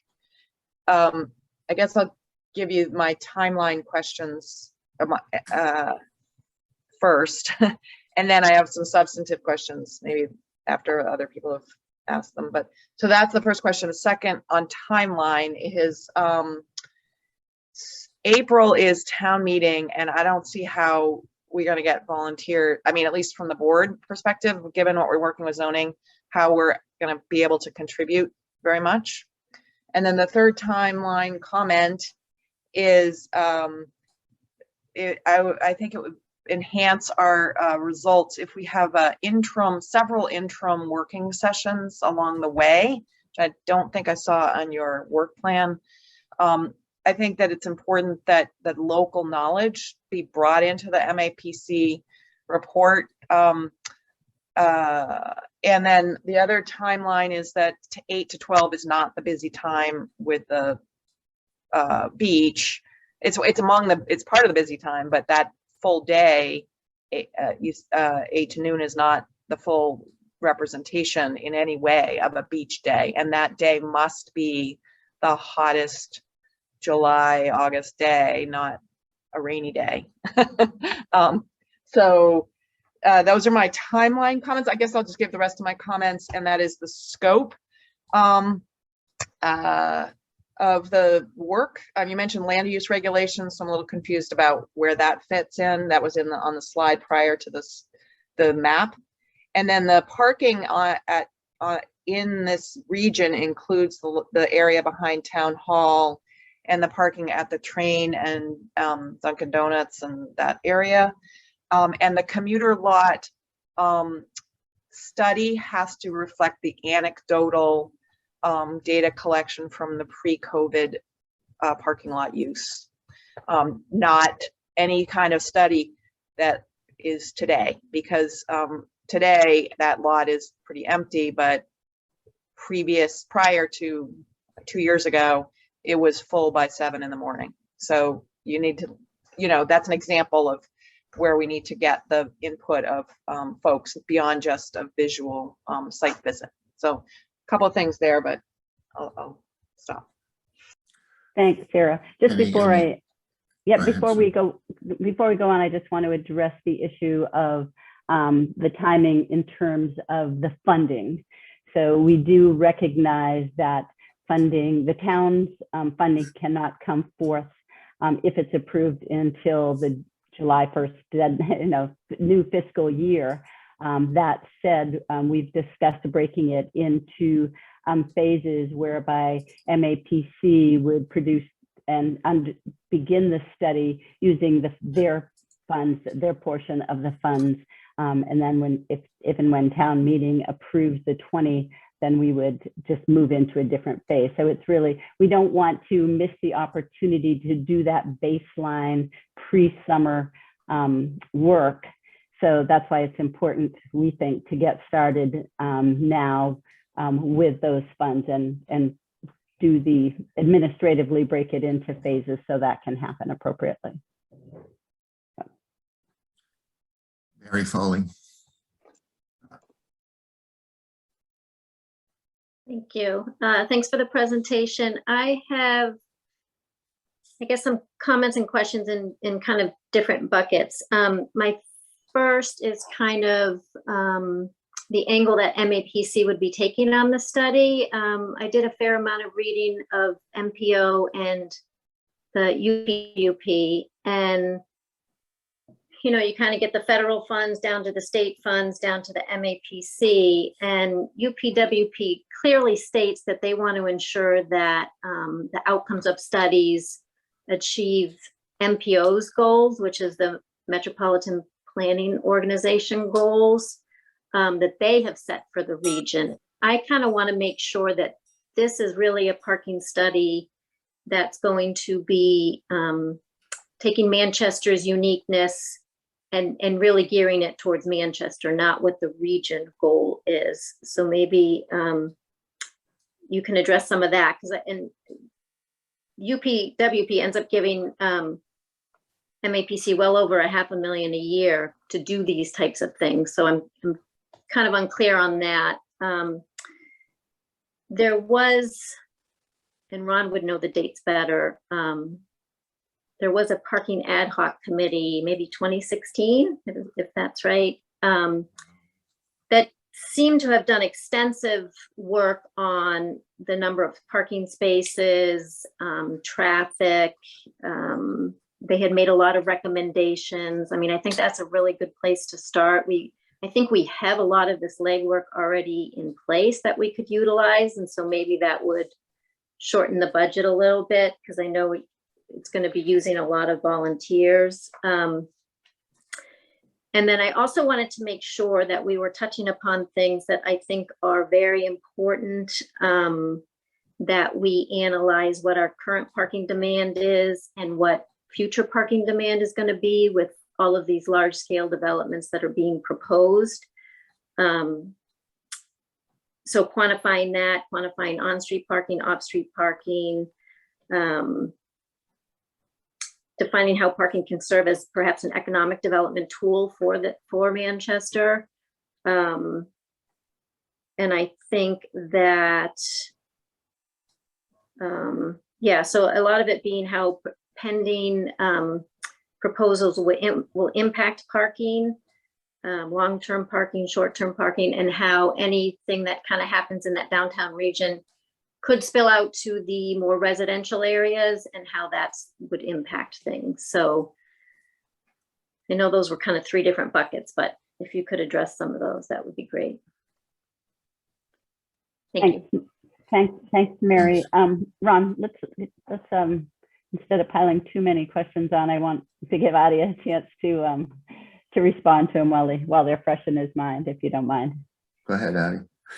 Sure. Thank you, Sue, and thanks to Mary and Sarah for those great questions and comments. This is really helpful for me. And so I'll start with maybe some of Sarah's comments. The point about interim working sessions. Yes, I'm absolutely happy to participate in those. I think the scope as written does call for meeting with stakeholders on an as needed and ongoing basis. So we definitely want to make sure we're doing that in a way that feels right to you and make sure that we're getting the information we need to produce a study that's helpful to you. And like you said, that draws upon that local knowledge. So yes, absolutely, and happy to be in touch about that.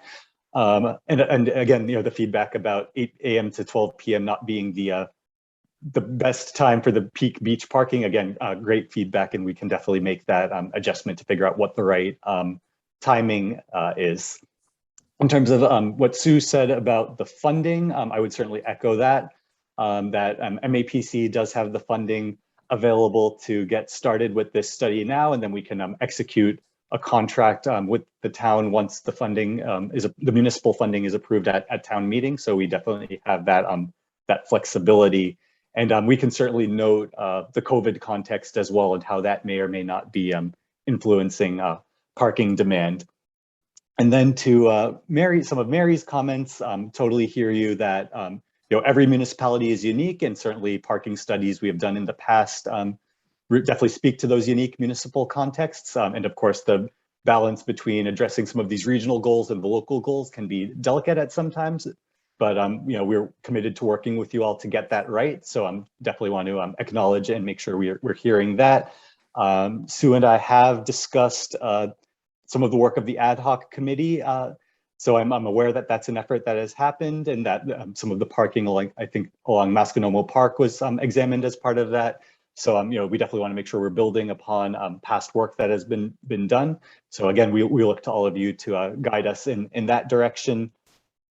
Certainly the impacts of the current context and the impacts of new development is something that we want to take a look at. We can definitely think about how we might sketch out a couple of scenarios about what that future parking demand looks like, and parking in the context of economic development.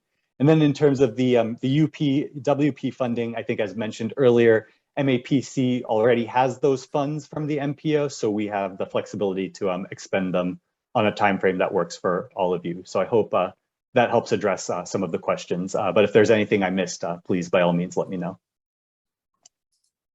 Mr. Chris only. Yeah, so I want to compliment you on the scope of work. It's very thorough and well put together. Looking forward to seeing it evolve as we go along. I want to stress something Sarah talked about, which was the MBTA parking. My understanding is that was for a free parking lot at the moment. And so obviously it would fill up when the people were commuting to Boston. It's unclear going forward how much more commuting is going to go into Boston. And I think we have to sort of work on some kind of a scale of possibility as to how this might evolve over time. And I hope that the parking study will have enough flexibility in it to look at various scenarios as we go along. And I think that might be true with other aspects of the parking in the downtown as well. But I do want to compliment you on the parking scope. I think it's going to be a very useful tool for the town in the future. Thank you. Thank you, Chris. Appreciate those comments. And I think as mentioned earlier, we can definitely look at a number of different scenarios, not just with respect to development in downtown Manchester by the Sea, but also future commuting demand. And certainly the future of work and commuting is something that our transportation team is very interested in and taking a close look at. So that can definitely be part of the conversation. Thank you, Addie. Laura? Thanks, Ron. Hi, Audie. I look forward to working with you on the study. It's really exciting. I'd like to express a real interest in putting sustainability and resiliency forward as goals of this study, so that we're thinking about parking not just in terms of quantity, but efficiency, and looking at, how can we get the most value out of the least amount of impervious surface parking and surface parking lots. If you think about the number of surface parking lots that go unused or underutilized for large parts of the day, and this conundrum of, public-private ownership of parking spaces, town-owned parallel parking spaces, or the town-owned lot, or Masconomo, coupled with the commuter lot, or other private spaces, is there a way that we can think in the study about incentivizing some of our private owners of the parking to potentially make those more available? I know, for example, the commuter lot right now serves as paid beach parking on the weekends. Other things, I'm just going to throw some things out there for sort of, for the planning board's consideration and ours as we scope this. Would we consider paid parking? Currently, we really do next to none, maybe none in Manchester, other than, private owners paying for beach parking. But would we consider metered parking? Is there a benefit to that? Would we consider more EV parking? Again, with goals of sustainability and resiliency. And I think, emphasizing the special place that Manchester is could really bake into, wanting to do this in a really smart way, in a smart growth way, so that our downtown is what brings people in. More parking doesn't necessarily make for a better downtown. We want to be smart about our parking. Love to look at bike parking as well. I don't know if that's the scope of your study, but I'm really interested to hear from the Ped and Bike Committee and the Downtown Improvement Committee about their thoughts. Possibly the Chamber of Commerce would be a good stakeholder in this conversation as well. And then would we even look, as towns like Rockport do, satellite parking at the high school on weekends with a shuttle downtown for beach parking or events or other things that might bring business to our downtown, without needing to provide surface parking lot right in the historic core. So those are some of the things I am thinking about, and I'll look forward to taking that up in the parking study, but feel free to address any of them right now. Thank you. Thank you, Laura. Laura. Yes, go ahead.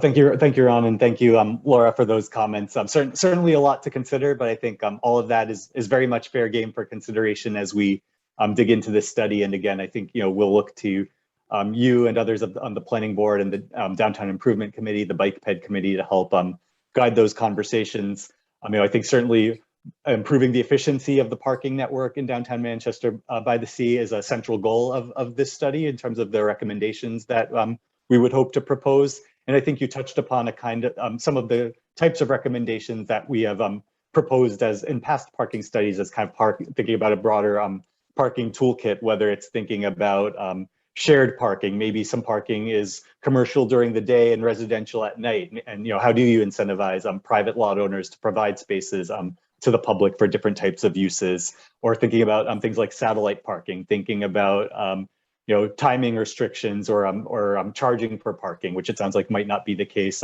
as it stands. So those are certainly the types of things that we'll be looking at over the course of this study, and that have been part of past studies MAPC has done as well. So thank you for those comments. Just a quick comment from me. The scope that you mapped out from which streets you're going to do this study, is any of that outside of the, or inclusive of the half-mile radius proposed by the 40A, or can we include that half-mile radius in the study?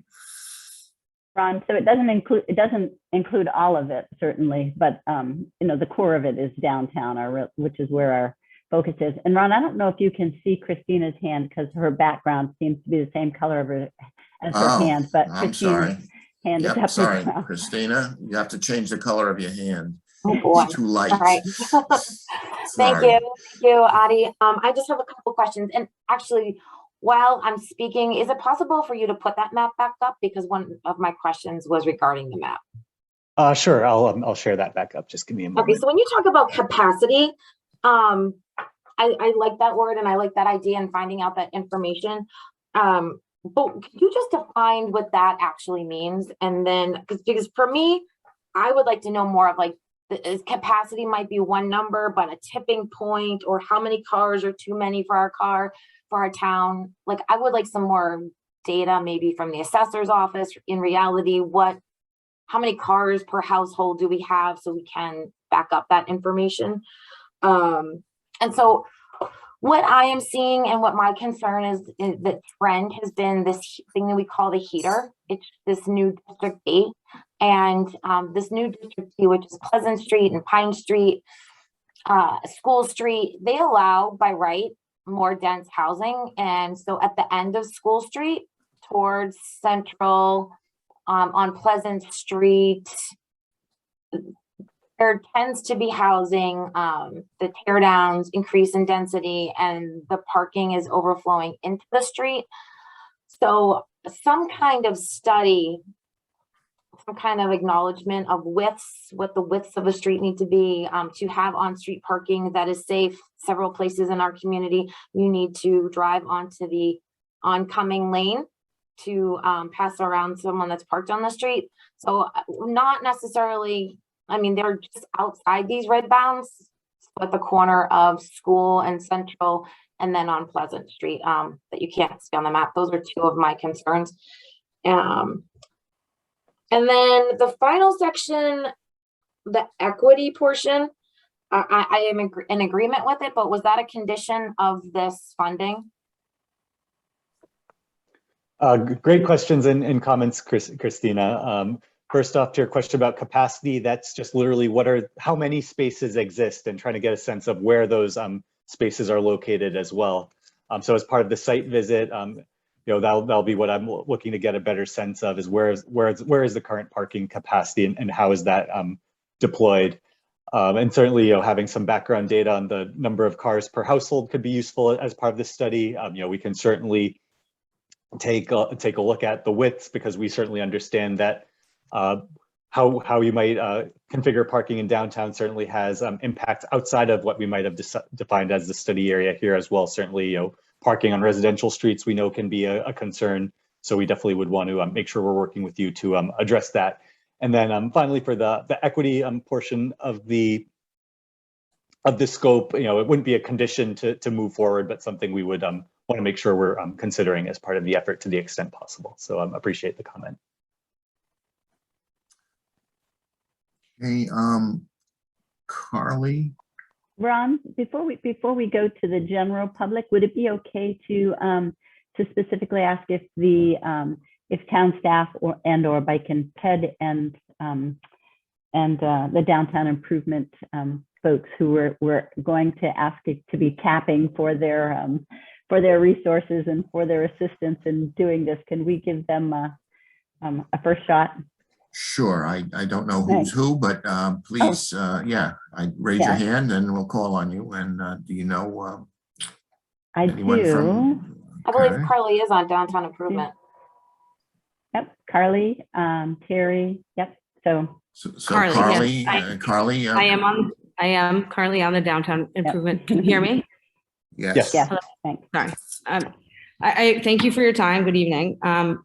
Well, I am currently a member of the Downtown Improvement Committee, and I appreciate the presentation from the MAPC.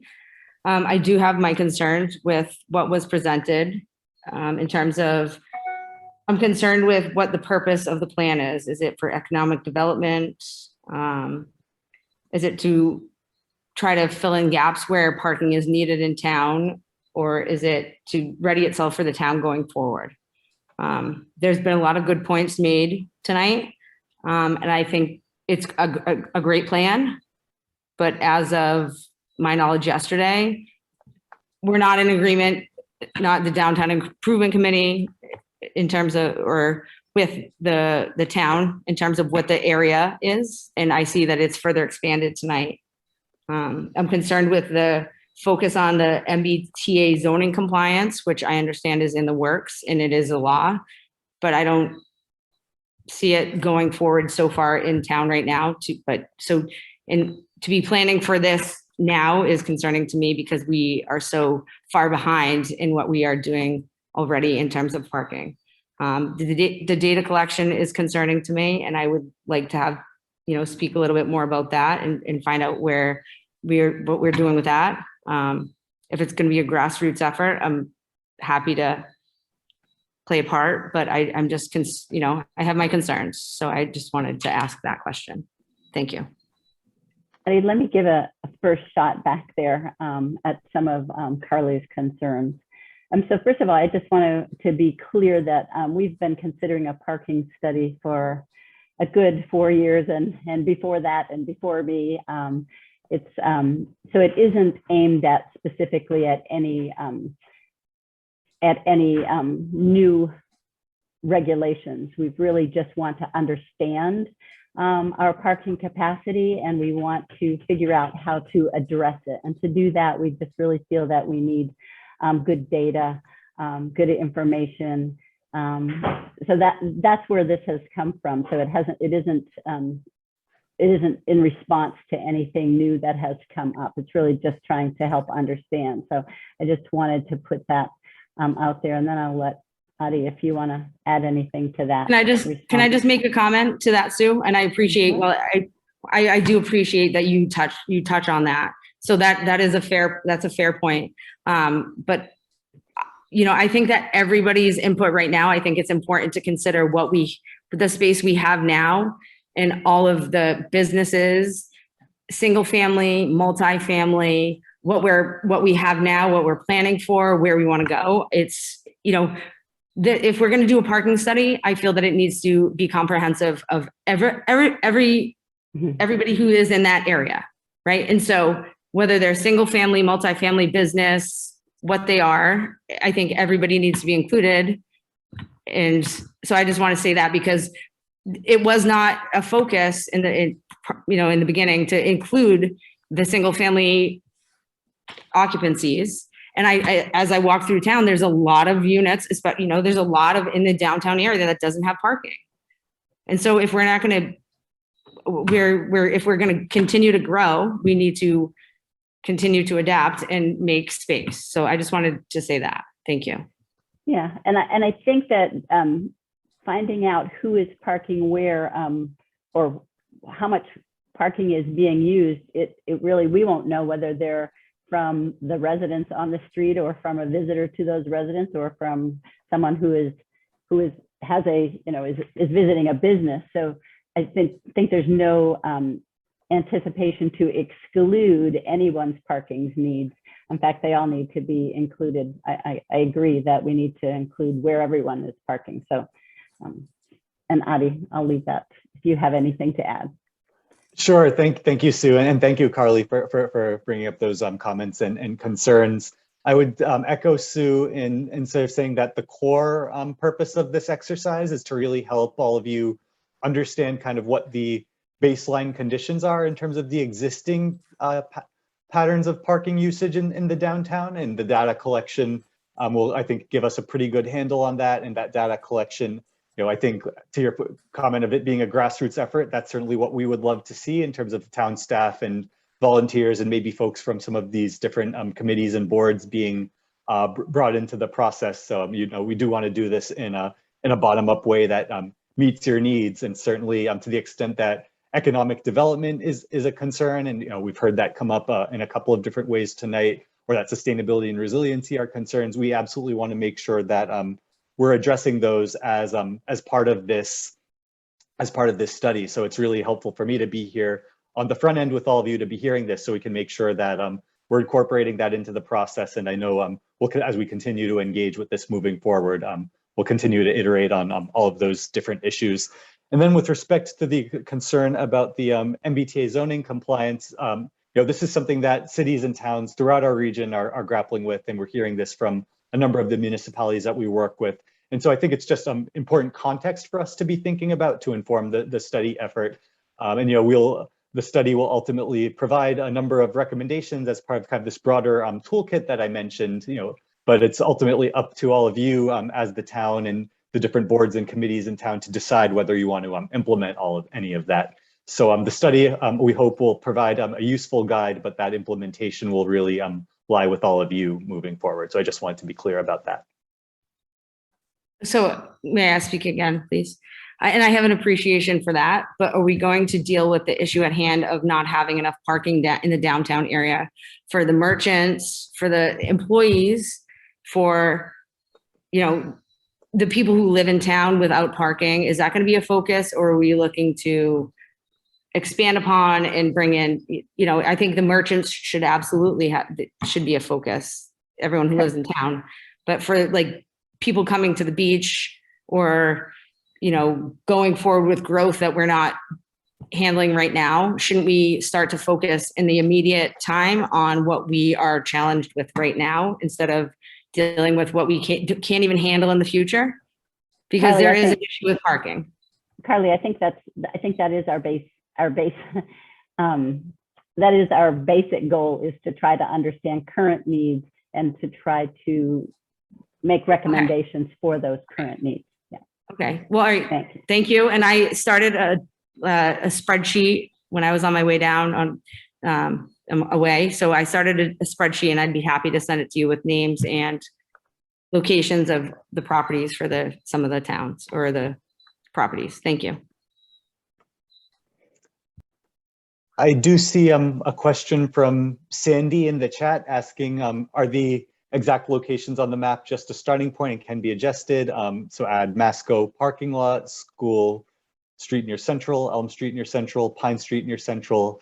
Can the edges should be part of the scope of the assessment? I'll just respond to that quickly. That's certainly something we can consider. I will say that for the purposes of a municipal parking study, that you do want to keep the geographic area, somewhat compact, just so that you have a team of volunteers who can get to it over the course of a day, because it does require your repeated traversal of the study area to understand how that occupancy is changing over the course of the day, how long people are parking for over the course of the day. And when that study area gets too big, it becomes challenging to get a handle on that because it is pretty labor intensive to walk through the study area and to be tracking all this data. But it is something that we can look at. So I have made a note that we can take a look at that and see if it makes sense to incorporate some of those areas into the study area. But I will say, I think we're looking at a pretty big study area as is. But so I just want to be transparent about that. Mary? Thanks. I don't want to take too much time, but listening to Carly's comments and knowing that the MBTA communities, we as a community, we haven't even made a choice yet if that's the direction we're going. So is it fair to ask that chunk of it comes off of this current parking study and we look at our immediate needs and challenges?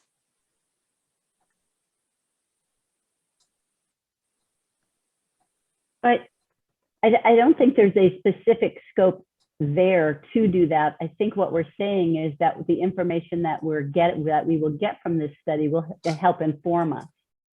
So there isn't anything that we're specifically doing at this point to say, what can this mean? Because in fact, we won't even know if anything gets built. We're just, what we're legislated to do is create the ability to create multifamily housing, but we really don't know what that will be. But we're hoping that the information will just be able to guide us in that process once we have it. But there's not something specific for the MBTA communities in this scope. So. Oh, okay. I thought that it was said that there was going to be recommendations made for that. So that's not part of any of the tasks. Well, there can be recommendations, but it might be, yeah, so I don't see that specific to that. It could be to any development downtown. So I don't want people to think that this is a study to figure out how to do that yet. We're not there yet. We haven't decided where our where we are in terms of a district for that. So there's a lot that we haven't known, but, and Adi, if you want to add anything else to that. Sure, Sue. I think that was a great summary, and I would echo you in saying that the study is really about informing how you can approach these issues, but isn't meant to be prescriptive about as to how you should do that. So I hope that helps. Okay, I see 3 more hands raised. I want to get through this. We have a few more things on the agenda that our people have been on for, and I know a couple of members have to leave soon. So I'll quickly, Laura, Carly, I'll take Carly, Laura, and Sarah, and go ahead, Carly. Thank you. I do want to say I am in favor of a parking study. I just want to make sure that it's done in the most efficient and effective way. I think that there is a need, but I just want to make that clear. You know, I just want to make sure that we're covering all the bases. And before we move on, we need to focus on what we have. So that's all. Thank you. Thank you, Carly. Laura. Ron, just quickly, the comment that Sandy and I think others have made about the Mascanoma lot, I do think that's an important area of town. We should be taking a close look at the utilization of that lot. It's a significant number of town spaces. So I would advocate for putting that on. The regionalism, I just want to respond. I think Mary made a comment earlier about wanting to focus on Manchester, you know, the downtown and the sort of character of that. And I fully support and agree with that. I do want to make sure that regionalism is part of our focus. I mean, we are part of Cape Ann. We draw tourists and visitors from outside of our town boundaries, and you know, accommodating them without negative impacts on the town should be something we're looking at. And frankly, encouraging people to use the commuter rail, whether that means providing parking for them or just making it, you know, making better ways for people to walk and bike to the train, and less need for parking. That should all be considered. So we haven't talked much about bike parking. I'm really hoping to hear more about that, but I hope we have someone on from Bike and Ped, because I'd really like to hear their points of view too about how downtown, while we need to accommodate parking, it really should be a pedestrian and bike and, you know, family friendly, all abilities friendly place to be. And so while we want to accommodate parking in a very efficient way, we don't want to make it cars first and people second. Thanks, Laura. Sarah. Sorry to beat this point, but what happens if the town meeting doesn't vote our share?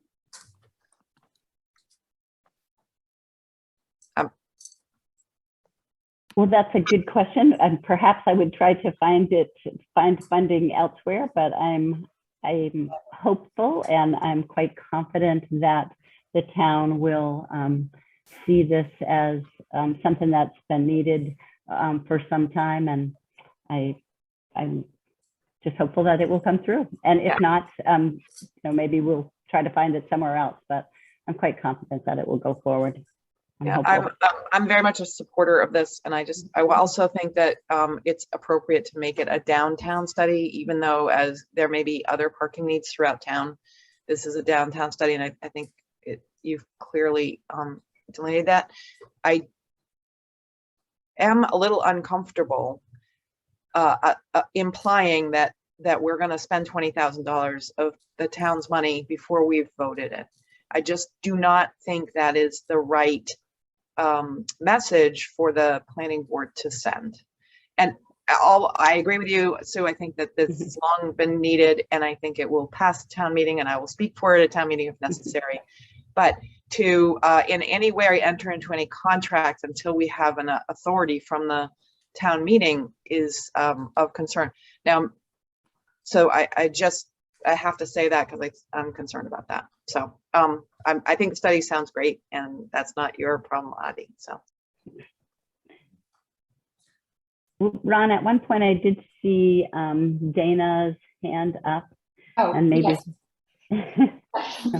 Dana, are you on the Bike and Ped committee? Yes, I'm on the Bike and Ped committee, and I wanted to thank Laura for her points and to really emphasize her points.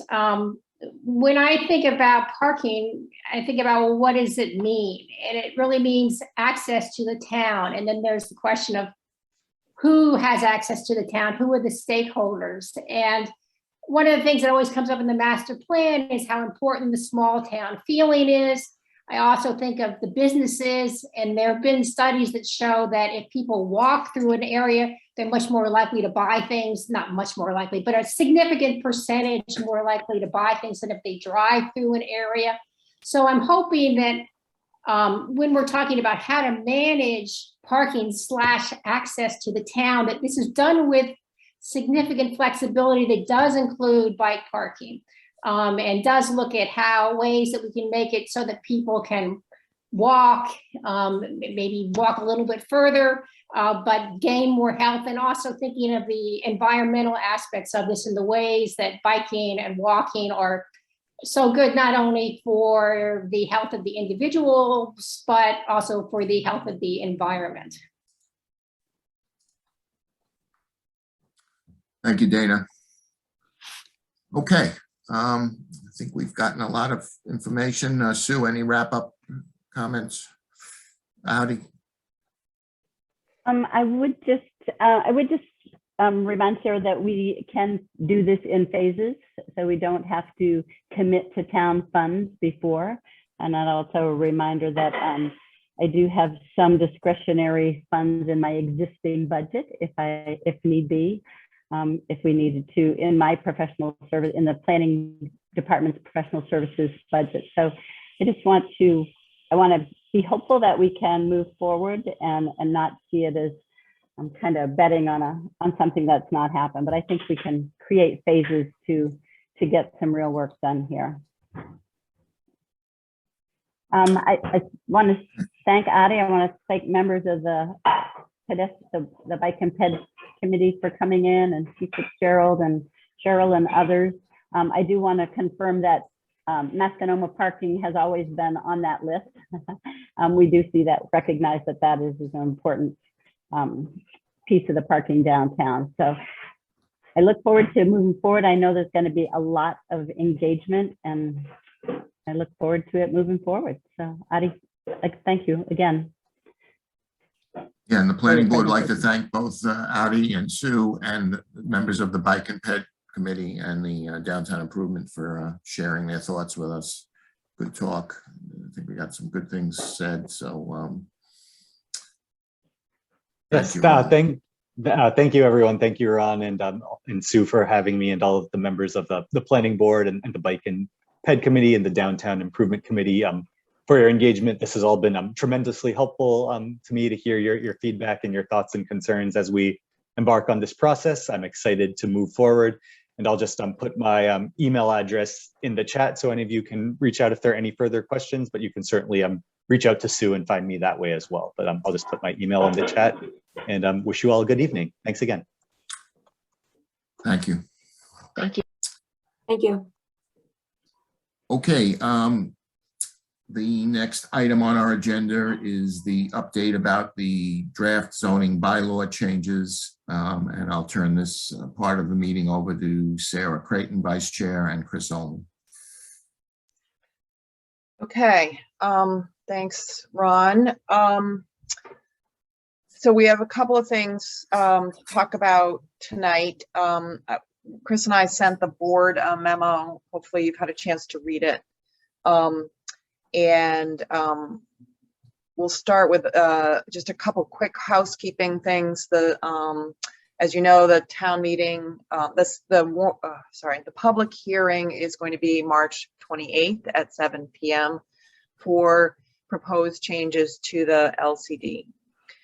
The notice has gone out for that, and on January 31st, we voted language for LCD changes. That was slightly, if you recall, we talked about the LCD changes, and then there was a desire to have a clearer delineation of the height of the buildings for residential and for commercial. And we received a revised LCD article from Mark Glovsky, who helped us with that at the end of the meeting, and then we voted that draft language. I sent that all to you by email tonight. I had in error pulled the wrong version, but we did vote and I'll pull it up on my screen right now so we're all clear about what we're talking about here. So it was my mistake in putting the wrong one in your packet, but the January 31st, the January 31st was voted as what we wanted to move forward with. And so tonight, what we'd like to do is move this forward to the warrant. And as Ron mentioned earlier, a couple of things. One is we can modify this by changing our motion on the town meeting floor, usually with a handout. Secondly, this is not a referendum on any particular project. And I guess the other thing tonight, this is not a public hearing. That public hearing, we'll take public input on the, so this is just for the board to discuss tonight. We'll take public input on the 28th. So the language that we're talking about that we had voted, I'm going to make this bigger. Sorry, hopefully everybody can see this. This is the language that we slightly different. It's the same in substance, but is clearer on this issue of height regulations, delineating the residential height and general district height, and then separating out the limited commercial district height. Because in the version that we were working off and that we actually talked about on the 28th of February, that was a little bit mushed together and a little bit less clear. And somehow none of us picked that up when we were doing that, so my apologies. And then these other sections are a little bit more specific. We had talked about last time deleting D, E, and F, but this proposed change just clarifies the lot coverage issue, the setback, allowing it to be modified by special permit, and the 128 layout modified by special permit. So this is what we voted on the 31st, and at least I would propose that this is what we move forward to the warrant and take up at the public hearing. Sarah, is this available to the public? This It will document? be in the first thing in the morning. Alan has his hand up. Yeah. Alan, go ahead. Yeah, I do, Sarah, just a very minor point. If you could scroll to the top of the amendment, the typical form for this is to say to see if the town will vote to amend. Okay, great.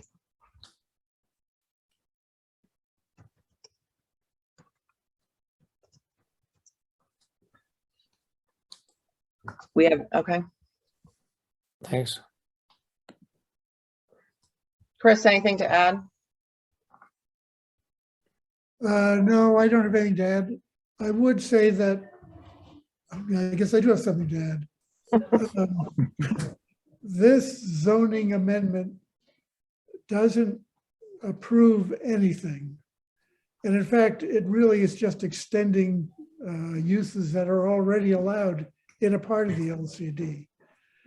There's been quite a bit of talk about environmental concerns and traffic concerns and so forth. But we can't understand these until a specific proposal is made for this kind of use in the LCD. All we're doing with this amendment is allowing the possibility of it. And we will always have complete control through a special permitting process of what the final project would look like. So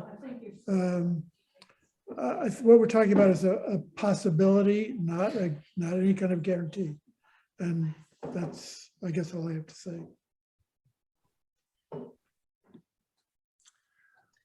I can't see everybody's. Nobody? I don't see any other hands up. Okay. Oh, Mary. Oh, has her Mary, hand and up. Mary, I do want to thank Mary for catching my error. Go ahead, Mary. Since we're not talking about this in a context of any particular proposal, I would like the planning board to potentially do some more looking into analysis. I mean, you know, we do site visits for a curb cut, yet we haven't even been to this area that we're proposing. Not even the, you know, ignoring the use change, but raising heights and reducing setbacks and increasing coverage and things like that. So with it being for a pretty large area, the, you know, it currently is over at the Gordon College land, but with the more stringent wording of our current bylaw. And we'd be changing that as well, plus the school street side. So in my opinion, I think it does merit some input from the abutters, and the abutters is mostly going to be the trustees, conservation land. I'm assuming they've been notified of this per the notification process. And seeing about protecting the 128 buffer and getting some more fine-tuned input from the water task force and perhaps Concom weighing in. Though, you know, this would all still be by special permit, which I think is right. I think for the planning board to say that we back this, I would like to have some more solid data of why we back it in this area. And we might all agree to that. Might all agree to it now, but we don't really have any data to hang our hat on, or we haven't delved into it that way. You know, if you look at the topography in the area, it fluctuates a lot. And so then the last thing I would say is that at one of the most recent meetings, I forget which one, it was asked where the MAPC study is with, not study, but for the overlay district. And I'd like to understand what that overlay district is in comparison to where we're changing this bylaw. Because there doesn't seem to be a lot of available land once we look at this 40 acres and the Gordon College and the, you know, municipal lots up there. So I'm not really understanding the macro level vision of it. So those are my thoughts. Do you have a specific proposal about, I mean, I think you made a specific proposal for a site walk, and I actually think that's a good idea for visiting the LCD, maybe on our own at the very least, certainly. We could, instead of trying to do it as a group, but we can, I think going and visiting, and I actually started to share just a Google Earth image that I pulled down of the particular east side of School Street. Can you see that? Mhm. Can you see that? Yes. Or can you point to the quarry area? This is the MAC here. This is Right, the okay. view storage area, but it's a very disturbed area currently. I see, yeah. The 40-acre parcel. Now the east of School Street extends this entire area plus some, but the 40-acre parcel in question is this sort of general area. Let's see if I can put that. Oh, my laser isn't working. So this area, but I think Mary makes a good point that so it's one of her suggestions is to you know, on our own certainly go and look at that. We can't, there is stop sharing. But others specific, so the warrant closes on Friday. So are there specific suggestions that's really what we need to decide if we want to put something on the warrant and what it is. That's because this is, and we've heard that we have an opportunity, yes, to respond to cell signaling's opportunity potentially. We don't have a specific proposal yet, but that is a time sensitive. Could I make So- a try? Yes, Sorry, Laura. go ahead. Oh, I was just going to suggest some some language that might address at least part of Mary's concern, because I know Mary and I share, and others I think share the concern about the view shed. So if you can scroll down, I was just thinking about this piece about the setbacks. Setbacks may be reduced by special permit from the planning board. Would it make sense to soften that a little bit to say, rather than, reducing setbacks, that the planning board has the authority, which I think it's saying there, but, if we put a sort of positive conditional on that, if the planning board sees opportunities for improved, site design or for environmental protections, or however you want to say it, maybe just saying improved site design, something that says if the planning board decides through its authority to relax some of the setbacks, that it has a reason to do that as providing a benefit, which is maybe stating the obvious, but could help until we get around to doing a view shed overlay or some other device to kind of control for those. Mary, I don't know if that helps at all, but I'm just trying to kind of riff on what you were speaking to, at least for the view shed. Yeah, I mean, I think it's, this proposed bylaw is one part of what we're looking to do. And I think if, to your point, Laura, if there's some sort of overlay that comes after this, so be it. But I think getting back to Sarah's, question of do I have specifics? I think my specifics would be, have we reached out to the trustees and do we have comment from that organization? Have we reached out to Concom for comments on the change to the bylaw? Have we reached out to the water task force? I mean, I just feel like we're kind of doing this in our own bubble, and we haven't really reached out to the other boards and committees that we usually do for other items. So just to clarify one of your points, the abutters of a particular zoning change, there's not a requirement to notify abutters. And so at least in Helene's checklist, there is no landowner or abutter notification requirement for zoning changes. So if they fill out a form, a yearly form, you do have to notify them. So I do think MECT and the trustees and organizations like that do fill those out yearly.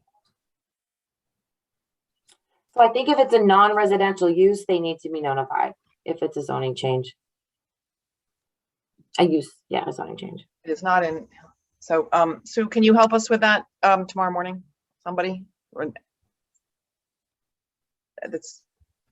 I can look into it. I've not heard of notification required for a changing abutters, because you're changing it for an entire district. You're not changing it for. I don't believe it is for abutters. I'm parcel. sorry. It's for non-residential owners.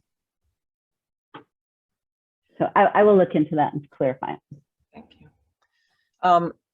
Oh, sorry. Go ahead.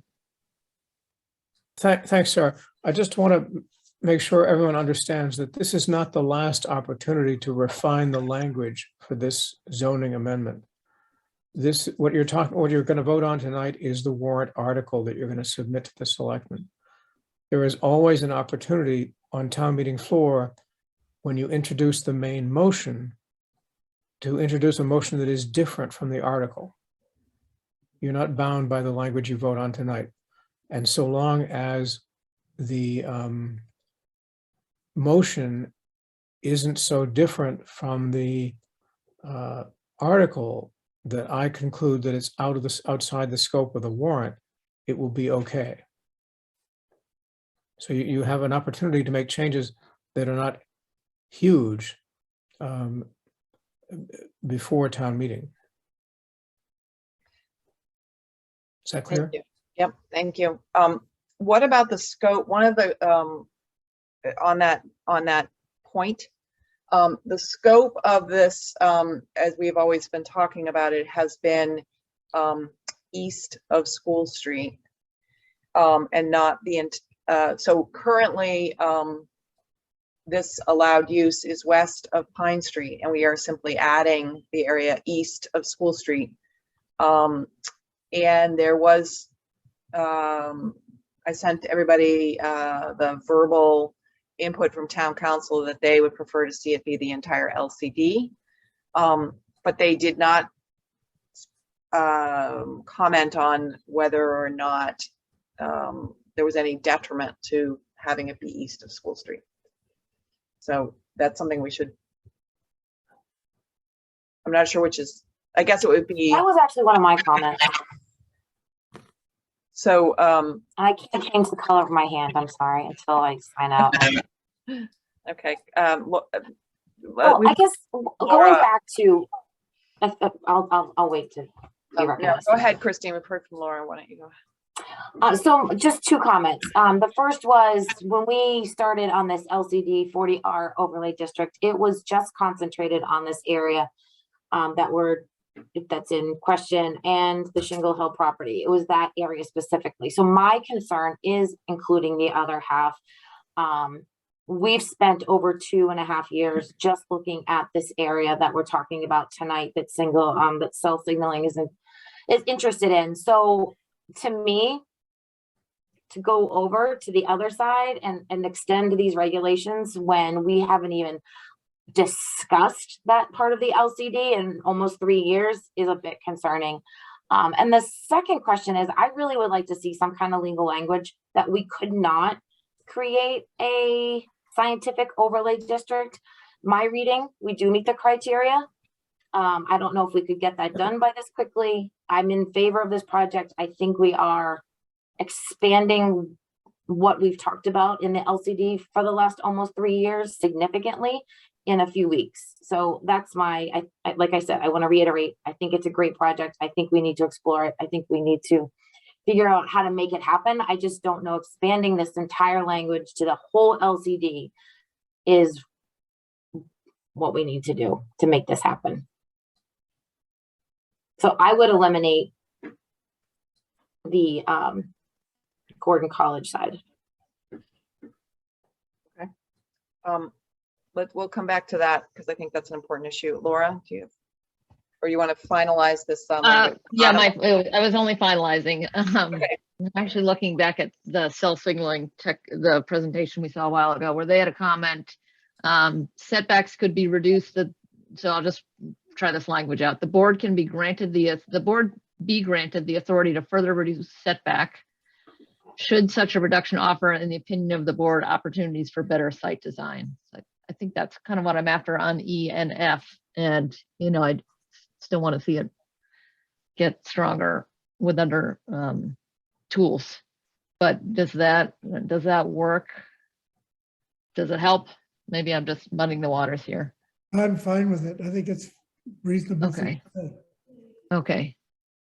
So the board be granted the authority to further reduce setbacks should such a reduction offer, in the opinion of the board, opportunities for better site design.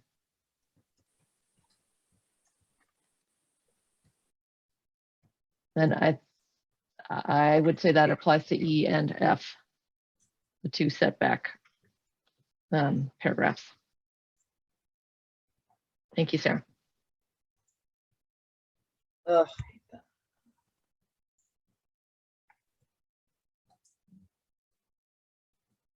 Sarah? Yes. So in terms of whether to include the whole LCD or just add the portion east of School Street, Yes. Strictly from a perspective of the scope of the warrant, the better way to draft the article would be to include the entire LCD, because it would be easier under the scope of the warrant principles to narrow it later rather than to expand it. I'm not saying I would rule either one out, but if you make it more inclusive in the article, it's easier to narrow it on town meeting floor. But the question is allowing more uses, narrowing it or expanding it? I guess it's making a larger change. It's making a large, I think it's making a larger change to expand it to the entire LCD.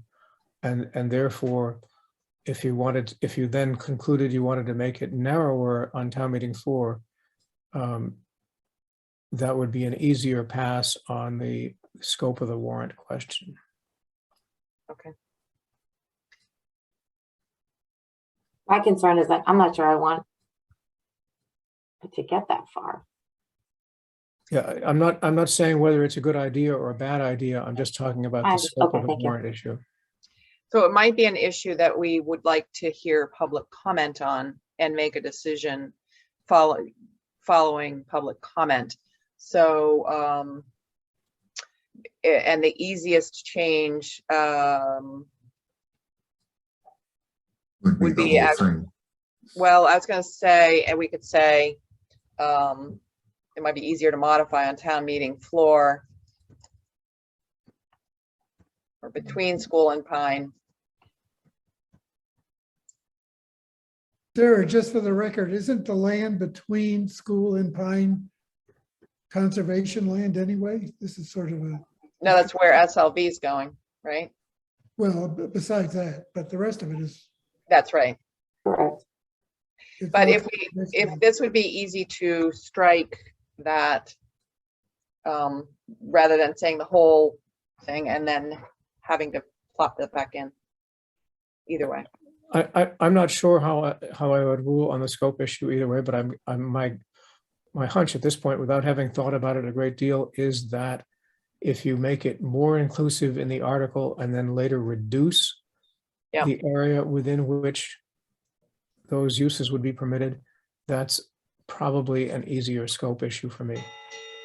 However, if we were to Christina's suggestion, remove west of Pine, that actually would be taking a right away that we have not put that in the public notice. And so to take that out would be a change. Removing, if removing the use is not in the article in the area west of Pine. Right. Off the top of my head, I think that would be outside the scope. And I think we have not given public notice that we would remove it from west of Pine either. Good point. So I think at this point, we cannot do that. And we had voted this in January. So I think it would be hard to take out west of Pine at this point. And removing the area west of Pine is not in your notice of public hearing? Correct. I think that would be problematic.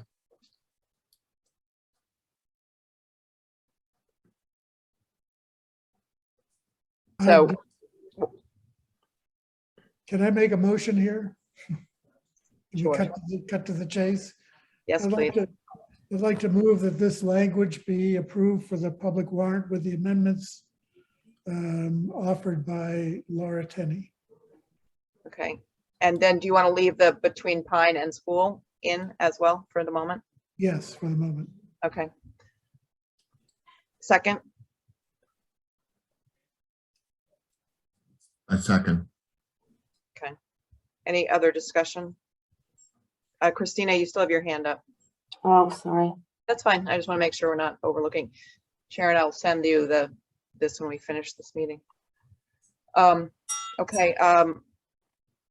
All in favor, I'll take a roll call. Ron? Yes. Christina? Yes. Laura? Yes. Mary? Yes. Chris? Yes. And I vote yes. Thank you. Stop sharing here. Thank you, everybody. That's helpful. We'll get that to the town clerk in the morning. And to you, Alan, if there's any. Can I just also ask for a motion to authorize Ron and me to make any clerical changes as needed to, like, as needed if when we're. Hi, can I interrupt for a second? I didn't get all of the wording from the last motion. So before we go forward to the next one, can we repeat the motion, please? I move that the language presented at this meeting with the amendments submitted by Laura Tenney be approved. Can I suggest that it be the LCD changes document dated January 31st and amended March 14th be Sure. approved? Okay. Yeah, I didn't make all the changes. Yeah. Yeah. It was a group Okay. effort. Yeah. And then we authorize Ron and Sarah, let's wrap it in to this whole thing, to make any administrative changes as required to. Fine, I'll amend my motion to include all of them. Okay, all right. Okay. Okay, Ron? Oh, Second. second, so you're seconding, Ron. Okay, Ron is roll Second. call. Ron, Yes. thank you. Laura? I'm Yes. going off my screen. Mary? Yes. Chris? Yes. Christina? You stepped away. And I'll vote yes. Christina, are you there? She's on mute. I think she may have stepped away. Okay, I guess we have to record her as an abstention. I will send this to you in full, Sharon. Thank you. Okay, thank you. Okay, the other things that we want to talk about, thank you, Alan. I think we appreciate your sticking around. You're welcome. Sarah, can I Well, ask can a I? question on that same topic? But before you ask that question, Mary, I think Sarah was about to release me.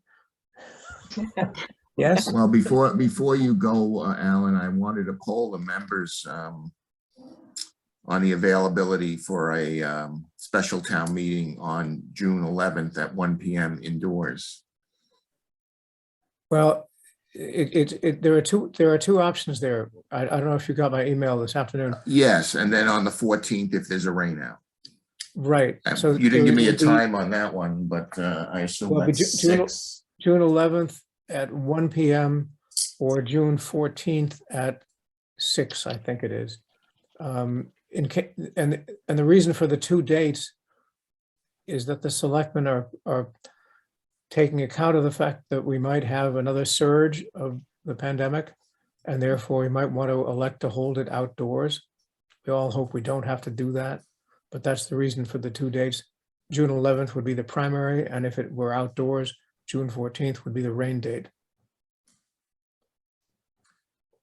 Although I don't think we need a full board present at the meeting, but it would be nice to know how many people could make either of those dates for presentations and et cetera. Yep. So Could you repeat the times of that, the 11th and the 14th 11th yes, the at 11th. Go ahead. at 1? Yeah, and the 14th at, I don't hold me to this, I think it's 6 o'clock. Might be later, but I think it's 6. Ron, I don't know if you can see my hand, but thank you. Can I chime in? You didn't vote. Oh, I'm just, thank you for asking. I cannot make the 11th, and I was kind of shocked that we weren't asked about this beforehand when I did read some of these dates. I have a graduation. One of my children is graduating on the 11th, so I cannot make the 11th. Well, that's a good reason. And by the way, I don't set the dates. No, I was just shocked that we weren't asked for our input when I saw those proposed dates, seeing that the planning board agenda is pretty much what the special town meeting is about. I think the selectmen went through a pretty arduous process. I don't know, maybe Becky can speak on that, on how those dates were selected, but it had to do with school availability, vacations. I don't know. There was a lot of debate. I was at their meeting where they discussed it. They considered a lot of factors.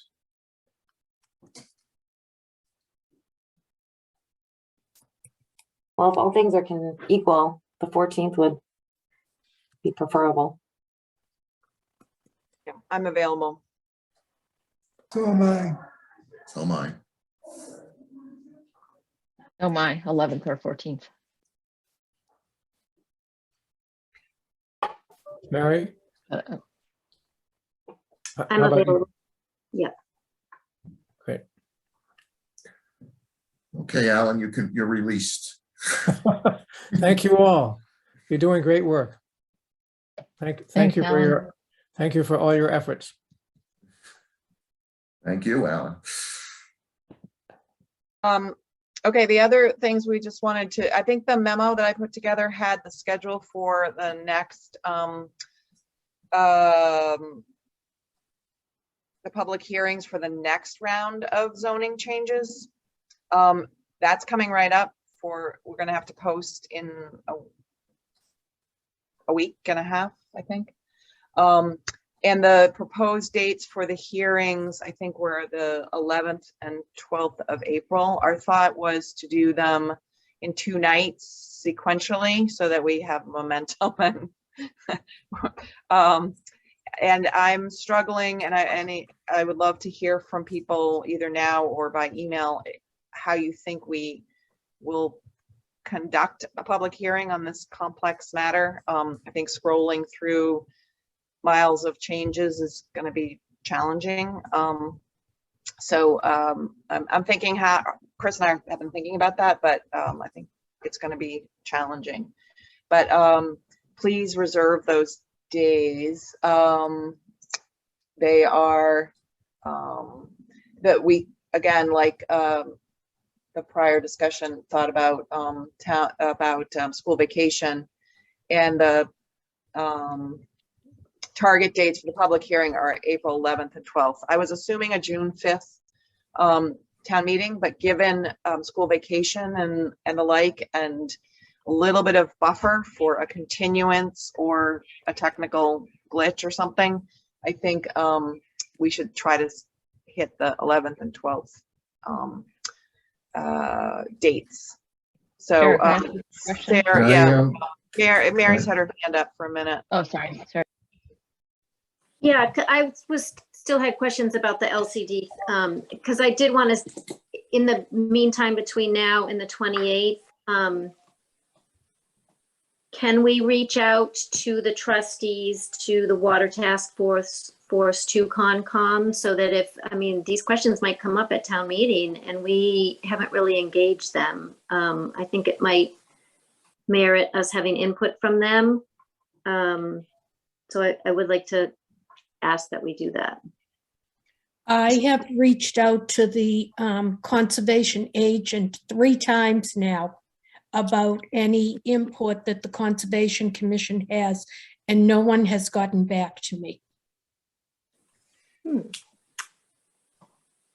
Well, that's not good. Maybe there's some other way we can reach out to Concom. I will get in touch with Steve Gang. He's the chairperson. And he's the water resource as well. Right. So I can ask him also for a. That'd be great. Can I make a suggestion that we invite them to our public hearing and not try to create a separate process that's outside of the public hearing? But I think, Mary, you make a good suggestion that we can certainly let people know, the chairs of several boards. And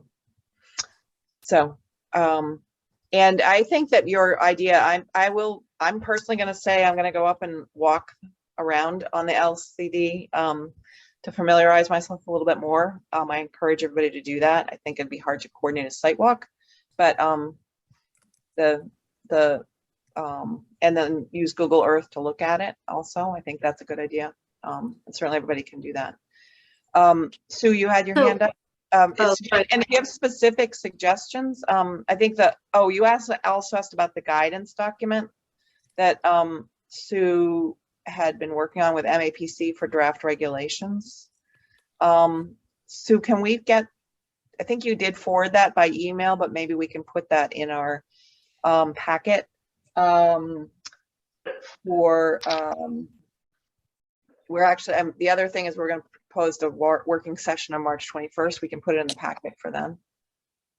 I can put it in the packet. It's also in the it's in the LCD overlay district packet on SharePoint. So it's already there. But if you wanted me to move it also into another. Yeah, we can copy it into the folder for the next meeting to look at it. But yeah. And I think that may be the better way to do this going forward. But we're absent a specific thing for this town meeting. We're going to have to do it the way we're doing it now. So yeah, my question was, did you is it your expectation that Mr. Bobrowski will be at the meeting on, I'm understanding there are planning board hearing or zoning hearings on the 11th and 12th that you're going to advertise for? Mhm. Are And we those can work meetings out that- when we need him there, Yes, as well as the next working session. yeah, if we can confirm up those dates, I'd like to make sure that he's available. Yeah, we'll come to And- that in a minute. Back to Okay. the dates, yeah. Ron? Have your hand up? Yeah, I'd like to get something out to the public on these recodification changes prior to the hearing, and then maybe have a letter,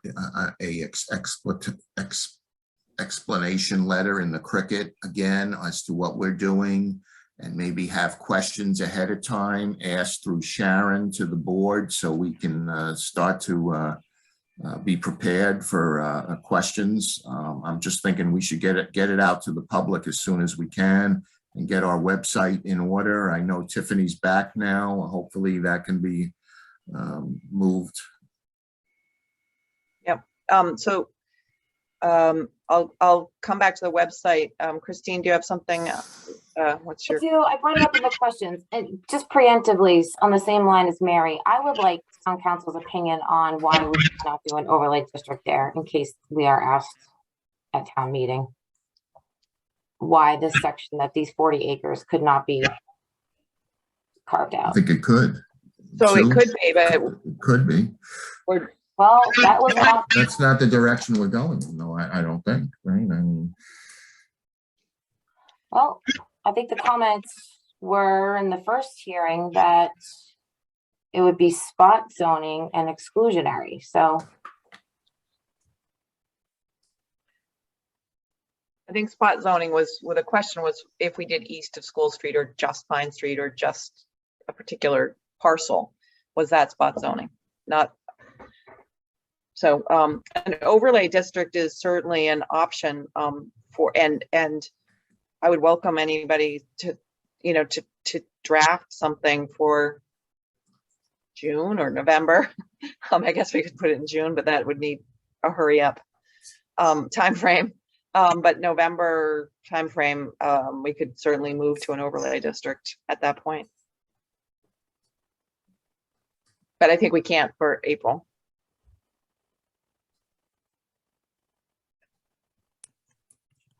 No, I'm saying for cell signaling was my question at the very beginning. For these 40 acres, why couldn't we just do a scientific overlay district for the 40 acres? That would be spot zoning. I would like it, that's what I'm asking for. I would like a legal opinion that it isn't. Or is, I'm sorry, it is. Like, I just. So can I make a suggestion that a specific proposal for an overlay district, well, first of all, an overlay district was going to require some work and a specific proposal for that district and some thought